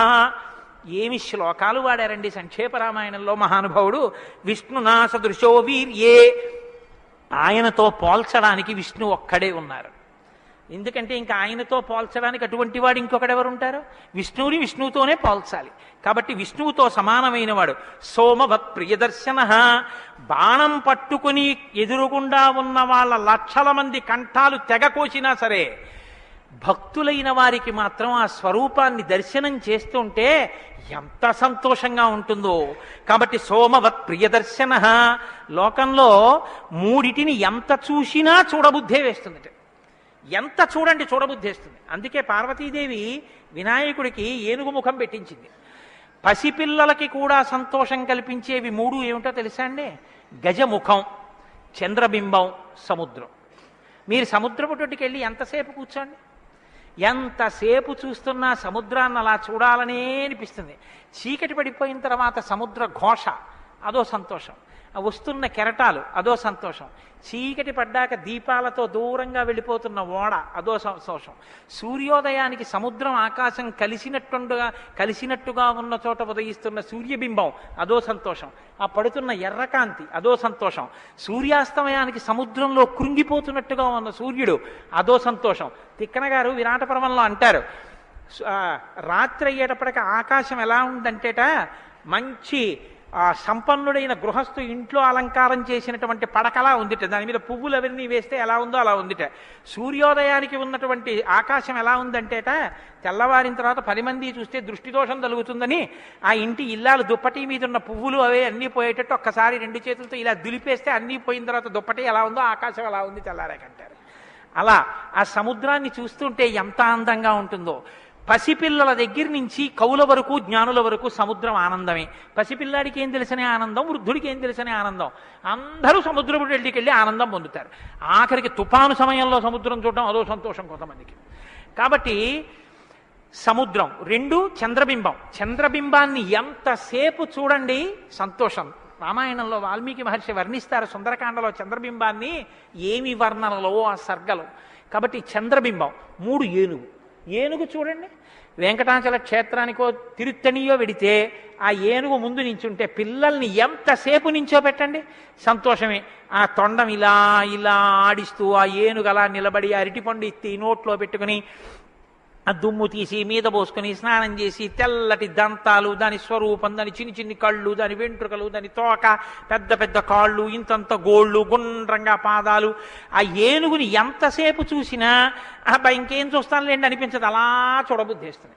అలా చూడబుద్ధి వేస్తుంది కాబట్టి ధ్యానం చేసేటప్పుడు ముందు గణపతి యొక్క ముఖాన్ని తదేకంగా చూస్తే ఆ ధ్యాన నిష్ట చేత విఘ్నములు తొలగిపోతాయి. కాబట్టి పరమేశ్వరుడు అందరూ తొందరగా దృష్టి పెట్టి చూడడానికి వైముఖ్యం కలగనటువంటి ముఖాన్ని నా కొడుక్కి పెడితే అందరికీ ఉపకారం జరుగుతుందని ఏనుగు తలకాయ తీసుకొచ్చి వినాయకుడికి పెట్టాడు. అది కారణం. వినాయకుడికి ఏనుగు తలకాయ ఉండడానికి కారణాల్లో అదొకటి. కాబట్టి విష్ణునా సదృశో వీర్యే సోమవత్ ప్రియదర్శన కాలాగ్ని సదృశ క్రోధే. క్రోధం, కోపం వచ్చిందా, కాలాగ్ని ఎటువంటిదో అటువంటి వాడు. క్షమయా పృథివీ సమః. ఈ భూమికి ఎంత ఓర్పో రాముడికి అంత ఓర్పు. నిద్రలేస్తూనే భూమిని తంతాం, భరిస్తుంది. మలమూత్రాలు భూమి మీద విసర్జిస్తాం, భరిస్తుంది. ఉమ్మి భూమి మీద వేస్తాం, ఊరుకుంటుంది. పోనీ ఏదో పొరపాటునొచ్చింది వేరు, కావాలని ఒక రకమైన తాంబూలం వేసుకుని బొమ్మడమే ప్రయోజనంగా నెత్తురు కక్కుకునేవాడు కక్కుకున్నట్టు భూమి మీద ఎర్రటి మరకలు పడేటట్టు అదే పనిగా ఉమ్మి వేసేటటువంటి వాడిని కూడా భరించినటువంటి భూమాత యొక్క ఓర్పుని ఎంత స్తోత్రం చేయాలి నిజంగా. కాబట్టి అన్నం కావాలి, నాగలి పెట్టి అమ్మ గుండెల మీద చీరుతాం. ఇల్లు కట్టుకోవాలి, శంకుస్థాపన పేరుతో గుణపాలు పెట్టి అమ్మ గుండెల మీద గుచ్చుతాం. ఆఖరికి ఇంత సంపాదించి ఇంత కీర్తి తెచ్చి మా నాన్నగారు, మా బాబాయ్ గారు, మా మేనమావ, మా ఆయన ఇన్ని బంధుత్వాలు పెట్టుకున్న వాళ్ళు ఆ ఊపిరి ఆగిపోగానే తీసుకెళ్లి బయట చిరిగిపోయిన బొంతో చాపో వేసి పడుకోబెట్టి కొత్త చాప తెచ్చి 4 కర్రలకేసి తాడేసి కట్టి తీసుకెళ్లిపోతుంటే ఆఖరణ పుచ్చుకునేది ఈ తల్లి ఒక్కతే. ఎవ్వరు ఇంట్లో ఒక్క రాత్రి కూడా ఉంచుకోరు. యావత్ పవనో నివసతి దేహే తావత్ పృచ్చతి కుశలంగేహే గతవతి వాయౌ దేహాపాయే భార్యా బిభ్యతి తస్మిన్ కాయే అంటారు శంకర భగవత్పాదులు. అటువంటి ఈ తల్లిది ఎంత ఓర్పో, ఎన్ని అపచారములు చేసినా కూడా కడుపులో పెట్టుకునేటటువంటి అమ్మ స్వరూపమైనటువంటి భూమికి ఎంత ఓర్పు ఉందో అంత ఓర్పు కలిగిన వాడయ్యా రామచంద్రమూర్తి. కాబట్టి ధనదేన సమస్యాగే సత్యే ధర్మ ఇవాపరః. కుబేరుడు ఎంతటి ధనవంతుడో అంతటి మహానుభావుడు, అటువంటి త్యాగం ఉన్నవాడు. సత్యే ధర్మ ఇవాపరః. సత్యము ధర్మము ఒకదాన్నొకటి ఎలా కాపాడుకుని రక్షించుకుంటాయో అలా రక్షించి కాపాడగలిగినటువంటి వాడు. తమేవం గుణ సంపన్నం రామం సత్యపరాక్రమం. ఇన్ని గుణములు కలిగినటువంటి రామచంద్రమూర్తి సాక్షాత్తుగా సత్యపరాక్రముడైనటువంటి వ్యక్తి. ఆయన పరాక్రమం సత్యమే పరాక్రమముగా కలిగినటువంటి వాడు. అటువంటి వాడు రామచంద్రమూర్తిని ఆ రాముని యొక్క కథని సంక్షేపంగా చెప్పారు. సంక్షేపంగా అంటే వివరంగా కాదు, బాగా గుర్తుపెట్టుకోండి. వివరంగా చెప్పలేదు, కేవలం ఏదో విహంగ వీక్షణం అంటారు చూసారా, ఒక్కసారి స్థాళీపులాక న్యాయంగా ఒకసారి అలా చెప్పేశారు. అది ఎంత తేలిగ్గా చెప్పేశారంటే సజగామ వనం వీర ప్రతిజ్ఞామనుపాలయన్ పితుర్వచన నిర్దేశాత్ కైకయ్యా ప్రియకారణాత్ అంటూ. కానీ సంక్షేపరామాయణ శ్లోకాలండి, అవి నిజంగా మంత్రాలే. దశరథ మహారాజు గారు లేక లేక లేక లేక సంతానం కలగలేదని బెంగపెట్టుకుని అశ్వమేధయాగం చేసి తత్పాపాన్ని పోగొట్టుకుని పుత్రకామేష్టి చేస్తే యజ్ఞపురుషుడు ఆవిర్భవించి ప్రసాదాన్నిస్తే ఆ పాయసాన్ని అనురూపలైనటువంటి తన భార్యలు స్వీకరిస్తే పెద్ద భార్య అయినటువంటి కౌసల్యాదేవి యొక్క గర్భాన్ని జనించినటువంటి సాక్షాత్తు విష్ణుస్వరూపుడైన ధర్మాత్ముడైన రామచంద్రమూర్తి పినతల్లి అయిన కైకమ్మ 14 సంవత్సరములు అరణ్యవాసం చేసి రాజ్యాభిషేకాన్ని విడిచిపెట్టుకోవాలి రామచంద్రమూర్తిని 2 వరములు రాత్రికి రాత్రి దశరథ మహారాజు గారిని అడ్డుపెట్టి నిగ్రహిస్తే తండ్రిని సత్యవాక్యమునందు నిలబెట్టడం కోసమని రామచంద్రమూర్తి రాజ్యాన్ని పరిత్యజించి నారవస్త్రాలు కట్టుకుని చెప్పులు కూడా విడిచిపెట్టి మహానుభావుడు అరణ్యానికి బయలుదేరి వెళ్ళిపోతున్నారు. ఆ వెళ్ళిపోతున్నటువంటి సమయంలో రామస్య దయితా భార్య నిత్యం ప్రాణ సమాహిత జనకస్య కులే జాతా దేవమాయేవ నిర్మిత సర్వలక్షణ సంపన్నా నారీణాం ఉత్తమావధూ సీతాప్యనుగత రామం శిశిలం రోహిణీ యథా. సాక్షాత్తుగా దేవమాయయే లోకంలో ఉన్న సౌందర్యమంతా రాశీభూతమై ఒక స్త్రీ రూపంలో వచ్చిందా అన్నంతగా కనపడేటటువంటి సీతమ్మ తల్లి, జనక మహారాజు గారి యొక్క పుత్రి, అయోనిజ అయినటువంటి తల్లి, స్త్రీలలో ఉత్తమమైనటువంటి రత్నంగా చెప్పబడినటువంటి తల్లి, సర్వలక్షణ సంపన్న అయినటువంటి సీతమ్మ చంద్రుణ్ణి రోహిణి ఎలా అనుసరిస్తుందో అలా కష్టసుఖాల్లో నీతో కలిసి ఉంటాను తప్ప నేను అంతఃపురంలో ఉండను అని చెప్పి రామచంద్రమూర్తితో కలిసి అరణ్యవాసానికి బయలుదేరింది. సోదరుడైనటువంటి లక్ష్మణుడు కూడా రామచంద్రమూర్తితో బయలుదేరాడు. ముగ్గురు అరణ్యవాసం చేస్తున్నటువంటి సమయంలో చిత్రకూట పర్వతం మీద ఉండగా తనకి రాజ్యం కావాలని భరతుడు కోరకపోయినా తల్లి వరం చేత రాజ్యాన్ని పొందడానికి అర్హుడైన భరతుడు మేనమావ గారి ఇంటి నుంచి తిరిగి వచ్చేసరికి దశరథ మహారాజు గారు ప్రాణాలు విడిచిపెడితే నాకు ఈ రాజ్యం వద్దని భరతుడు శత్రుఘ్నుడితో వశిష్ఠుడితో తల్లులతో కలిసి చిత్రకూట పర్వతం దగ్గరికి వెళ్ళి, అన్నా రామా నాకొద్దు, ఈ రాజ్యం నువ్వే తీసేసుకోమని ఎంత నిగ్రహించినా ధర్మాత్ముడు సత్యవాక్య పరిపాలకుడైనటువంటి రామచంద్రమూర్తి నా తండ్రిని సత్యంలో నిలబెట్టడం కోసం నేను ఈ వనవాసానికి వచ్చాను తప్ప నాకు ఈ రాజ్యం అక్కర్లేదని స్వీకరించడం మానేసి తన పాదుకలను తీసుకెళ్లి భరతుడికి ఇస్తే భరతుడు పాదుకలను పట్టుకుని నందిగ్రామానికి వచ్చి సింహాసనం మీద పెట్టి రాజ్యం చేస్తుంటే మహానుభావుడు చిత్రకూట పర్వతం మీదే ఉన్నట్టయితే వచ్చినటువంటి తల్లులు సోదరులైనటువంటి భరత శత్రుఘ్నులు జ్ఞాపకానికి వస్తారని చిత్రకూటాన్ని విడిచిపెట్టి దండకారణ్యంలో ప్రవేశించి ఉన్నటువంటి సమయంలో అక్కడ ఉన్నటువంటి రాక్షసులలో ఒకటి అయినటువంటి శూర్పణక వచ్చి రామచంద్రమూర్తి యొక్క తమ్ముడైన లక్ష్మణుడు రాముడు లేదా సంక్షేప రామాయణం ప్రకారం రాముడంటే లక్ష్మణుడు చేసిన పని రాముడు చేసినట్టే. అందుకని రాముడి చేత ముకుచెవులు కోయబడితే ఆ శూర్పణఖ చేత ప్రేరేపింపబడిన కరదూషణాదులు త్రిశిరస్సు అనేటటువంటి 14,000 మంది రాక్షసులు రాముడి మీద దండెత్తి వస్తే తృణప్రాయంగా 14,000 మందిని నిగ్రహించినటువంటి రామచంద్రమూర్తి యొక్క పరాక్రమాన్ని శూర్పణఖ వల్ల తెలుసుకున్నటువంటి రావణాసురుడు అసూయతో సీతమ్మ తల్లి మీద మోహంతో సీతమ్మ తల్లిని అపహరించి తీసుకుని వెళ్ళిపోతే ఆగ్రహించినటువంటి రామచంద్రమూర్తి శబరిని దర్శనం చేసి తర్వాతి కాలంలో సుగ్రీవుడితో స్నేహం చేసి వారిని నిగ్రహించి దశ దిశలకి వానరుల్ని పంపిస్తే దక్షిణ దిక్కుకు వెళ్ళినటువంటి హనుమ సీతమ్మ తల్లి యొక్క జాడ కనిపెట్టి 100 యోజనముల సముద్రాన్ని దాటి ఈవలి ఒడ్డుకు వచ్చి రామచంద్రమూర్తికి సీతమ్మ క్షేమవార్త చెప్తే రామచంద్రమూర్తి నీలుని యొక్క సహకారంతో సముద్రానికి సేతువు కట్టి సముద్రాన్ని దాటి ఆవలి ఒడ్డుకు వెళ్లి లంకారాజ్యంలో వానర సహకారంతో రావణ కుంభకర్ణాది వీరులను నిగ్రహించి తిరిగి మళ్ళీ అయోధ్య పట్టణానికి వచ్చి పట్టాభిషిక్తుడై 11,000 సంవత్సరములు ఈ రాజ్యాన్ని పరిపాలన చేసి రామరాజ్యం ఇలా ఉంటుంది అని చెప్పి లోకానికి చాటి చెప్పిన వాడయ్యా రామచంద్రమూర్తి అంటేనే సంక్షేప రామాయణాన్ని కథారూపంగా శ్లోకరూపంగా నారద మహర్షి వాల్మీకి మహర్షిగా ఉపదేశం చేశారు. ఉపదేశం చేస్తే సంతోషించారు. ఆ రామరాజ్యం యొక్క గొప్పతనాన్ని 4 శ్లోకాలు వినకపోతే మనం దోషం చేసిన వాళ్ళం అవుతాం.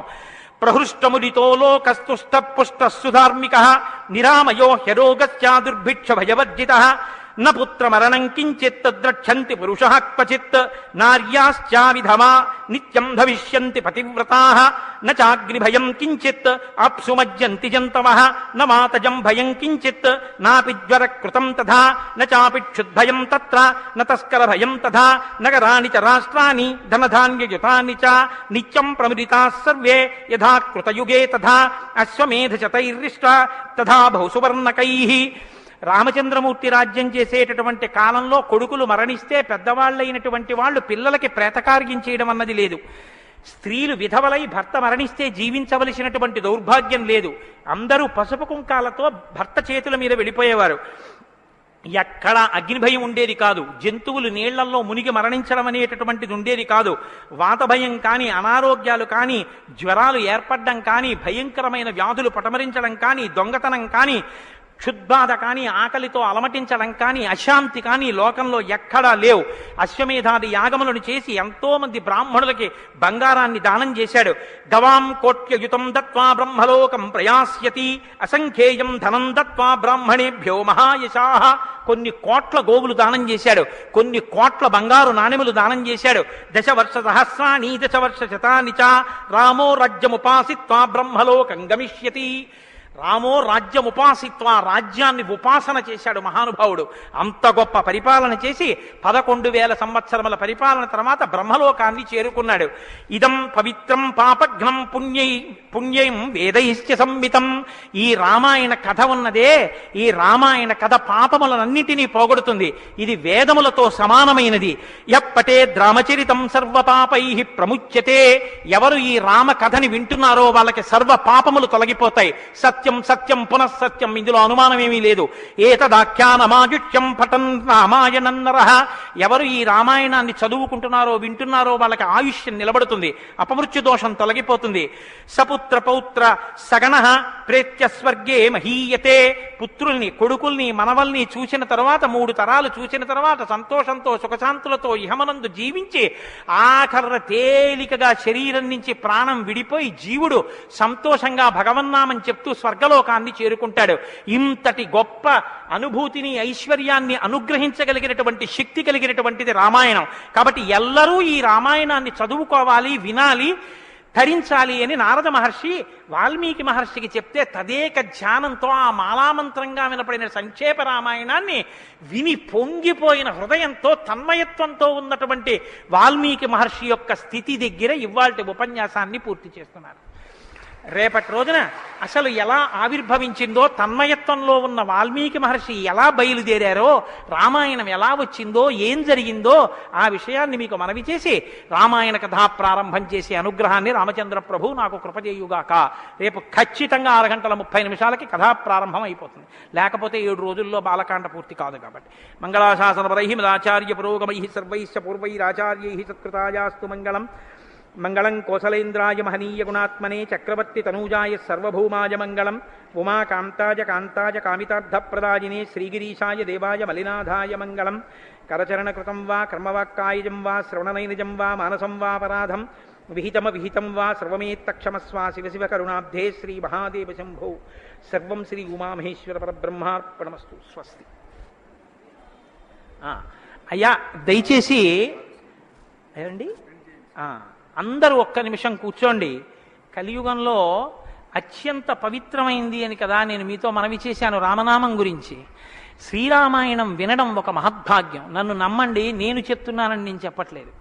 జీవితంలో రామాయణం వినడం అనేటటువంటిది కొన్ని కోట్ల కోట్ల కోట్ల జన్మల తర్వాత లభించేటటువంటి అదృష్టం. అందున సంపూర్ణ రామాయణం బాలకాండ నుంచి పట్టాభిషేకం వరకు ఏకబిగిన మండల కాలం రామాయణం వినడం అనేటటువంటిది సంభవం అయ్యేటటువంటి విషయం కాదు. అది కేవలం పూర్వపుణ్యం రామానుగ్రహం ఉంటేనే సాధ్యమయ్యేటటువంటి విషయం.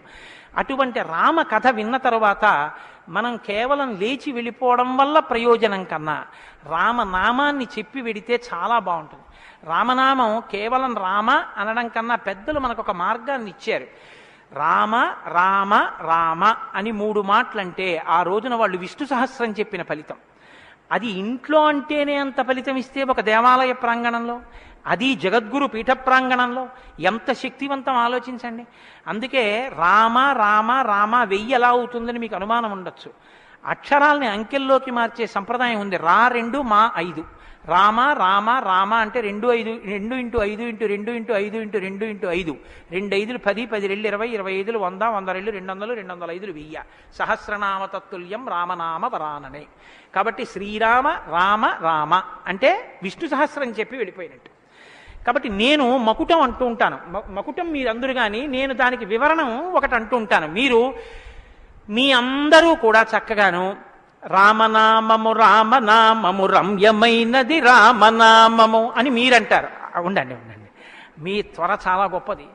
అలా అంటే రామనామము రామనామము రమ్యమైనది రామనామము అలా అన్నప్పుడు 3 మాటలు రామ రామ రామ అంటారు. మీరు ఎన్ని మాటలు అన్నారో అన్ని మాటలు విష్ణు సహస్రం చెప్పింది. పైగా మీరు ఒకటి గుర్తు పెట్టుకోండి, నేను పూర్తి విశ్వాసంతో చెప్తున్నాను.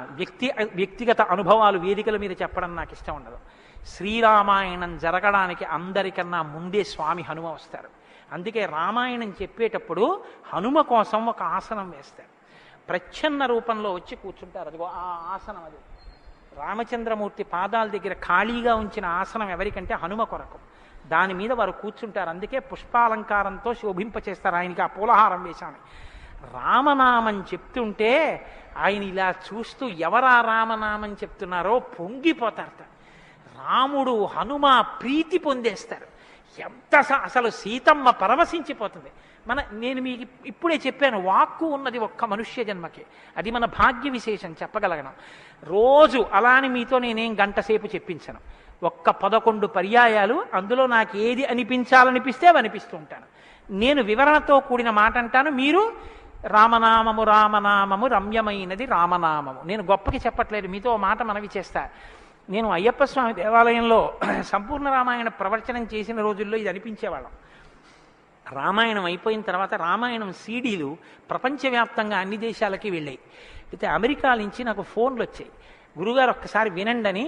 వాళ్ళు ప్రతిరోజు రామాయణం వినేటప్పుడు ఖాళీ కుర్చీ వేసి టేప్ రికార్డర్ పెట్టి 6:25 అవుతుంటే కోటేశ్వరరావు ఉపన్యాసానికి వస్తున్నారని భావన చేసుకుని వాళ్ళు టేప్ రికార్డర్ ఆన్ చేసి ఉపన్యాసం వినేసి నేను చెప్తుంటే వాళ్ళు రామనామం చెప్తూ అమెరికాలో వాళ్ళందరూ కలిసి పట్టాభిషేకానికి ఊరేగింపుగా ఉపన్యాసంలో ఎలా చెప్పానో అలా వెళ్ళి పట్టాభిషేకం చేస్తూ వాళ్ళు ఫోన్లో నాకు వినిపించారు.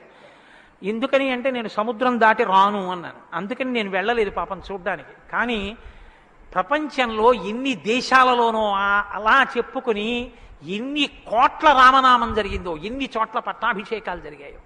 మళ్ళీ ఆనాడు సంపూర్ణ రామాయణం చెప్పించాడు రామచంద్ర ప్రభు. ఈనాడు మళ్ళీ గుంటూరు శారదాపీఠంలో చెప్పగలుగుతున్నాం. కాబట్టి మీ అందరూ కూడా చక్కగా భక్తి శ్రద్ధలతో చెప్పండి. ఒక సంప్రదాయానికి దీన్ని ఆవిష్కరిస్తున్నాం. ఇవాళ మీ అందరికీ కూడా దీన్ని బహుమానం చేస్తారు. మీ అందరూ కూడా చక్కగా ప్రతిరోజు దీన్ని తీసుకొచ్చి రోజు ఇందులోంచి నామాలు చదువుకోవచ్చు, మీ ఇంటి దగ్గర కూడా చదువుకోవచ్చు. ఇవాళ మాత్రం నేను చెప్పింది మకుటని చెప్పండి. 108 నామాల్లో సంపూర్ణ రామాయణం నామరామాయణం అని ఇది కూడా మీకు బహుమానం చేస్తున్నారు. ఇది కూడా మీరు చదువుకోవచ్చు. శ్రీరామనామము రామనామము రమ్యమైనది రామనామము రామనామము దారి నుంటిగా నడచు వారికి తోడు నీడే రామనామము రామనామము రామనామము రమ్యమైనది రామనామము నారదాది మహామునీంద్రులు నమ్మినది శ్రీరామనామము రామనామము రామనామము రమ్యమైనది రామనామము కోరికొలచిన వారికెల్లను కొంగు బంగరు రామనామము రామనామము రామనామము రమ్యమైనది రామనామము అండపిండ బ్రహ్మాండములకు ఆధారమైనది రామనామము రామనామము రామనామము రమ్యమైనది రామనామము బ్రహ్మ సత్యము జగన్మిథ్యా భావమే శ్రీరామనామము రామనామము రామనామము రమ్యమైనది రామనామము ఆంజనేయుని వంటి భక్తులకాశ్రయము రామనామము రామనామము రామనామము రమ్యమైనది రామనామము రాకడయు పోకడయు లేనిది రమ్యమైనది రామనామము రామనామము రామనామము రమ్యమైనది రామనామము నిర్వికారము నిర్వికల్పము నిర్గుణము శ్రీరామనామము రామనామము రామనామము రమ్యమైనది రామనామము జీవితంబున నిత్య జపముగ చేయవలె శ్రీరామనామము రామనామము రామనామము రమ్యమైనది రామనామము నిజ స్వరూపము బోధకంబగు తారకము శ్రీరామనామము రామనామము రామనామము రమ్యమైనది రామనామము వేదవాక్య ప్రమాణములచే అలరుచున్నది శ్రీరామనామము రామనామము రామనామము రమ్యమైనది రామనామము తల్లివలె రక్షించు సుజనుల నెల్ల కాలము రామనామము రామనామము రామనామము రమ్యమైనది రామనామము మంగళంబగు భక్తితో పాడిన శుభకరంబగు శ్రీరామనామము రామనామము రామనామము రమ్యమైనది రామనామము. స్వస్తి. రేపు 6:30 తిరిగి ప్రవచనాన్ని ప్రారంభం చేద్దాం.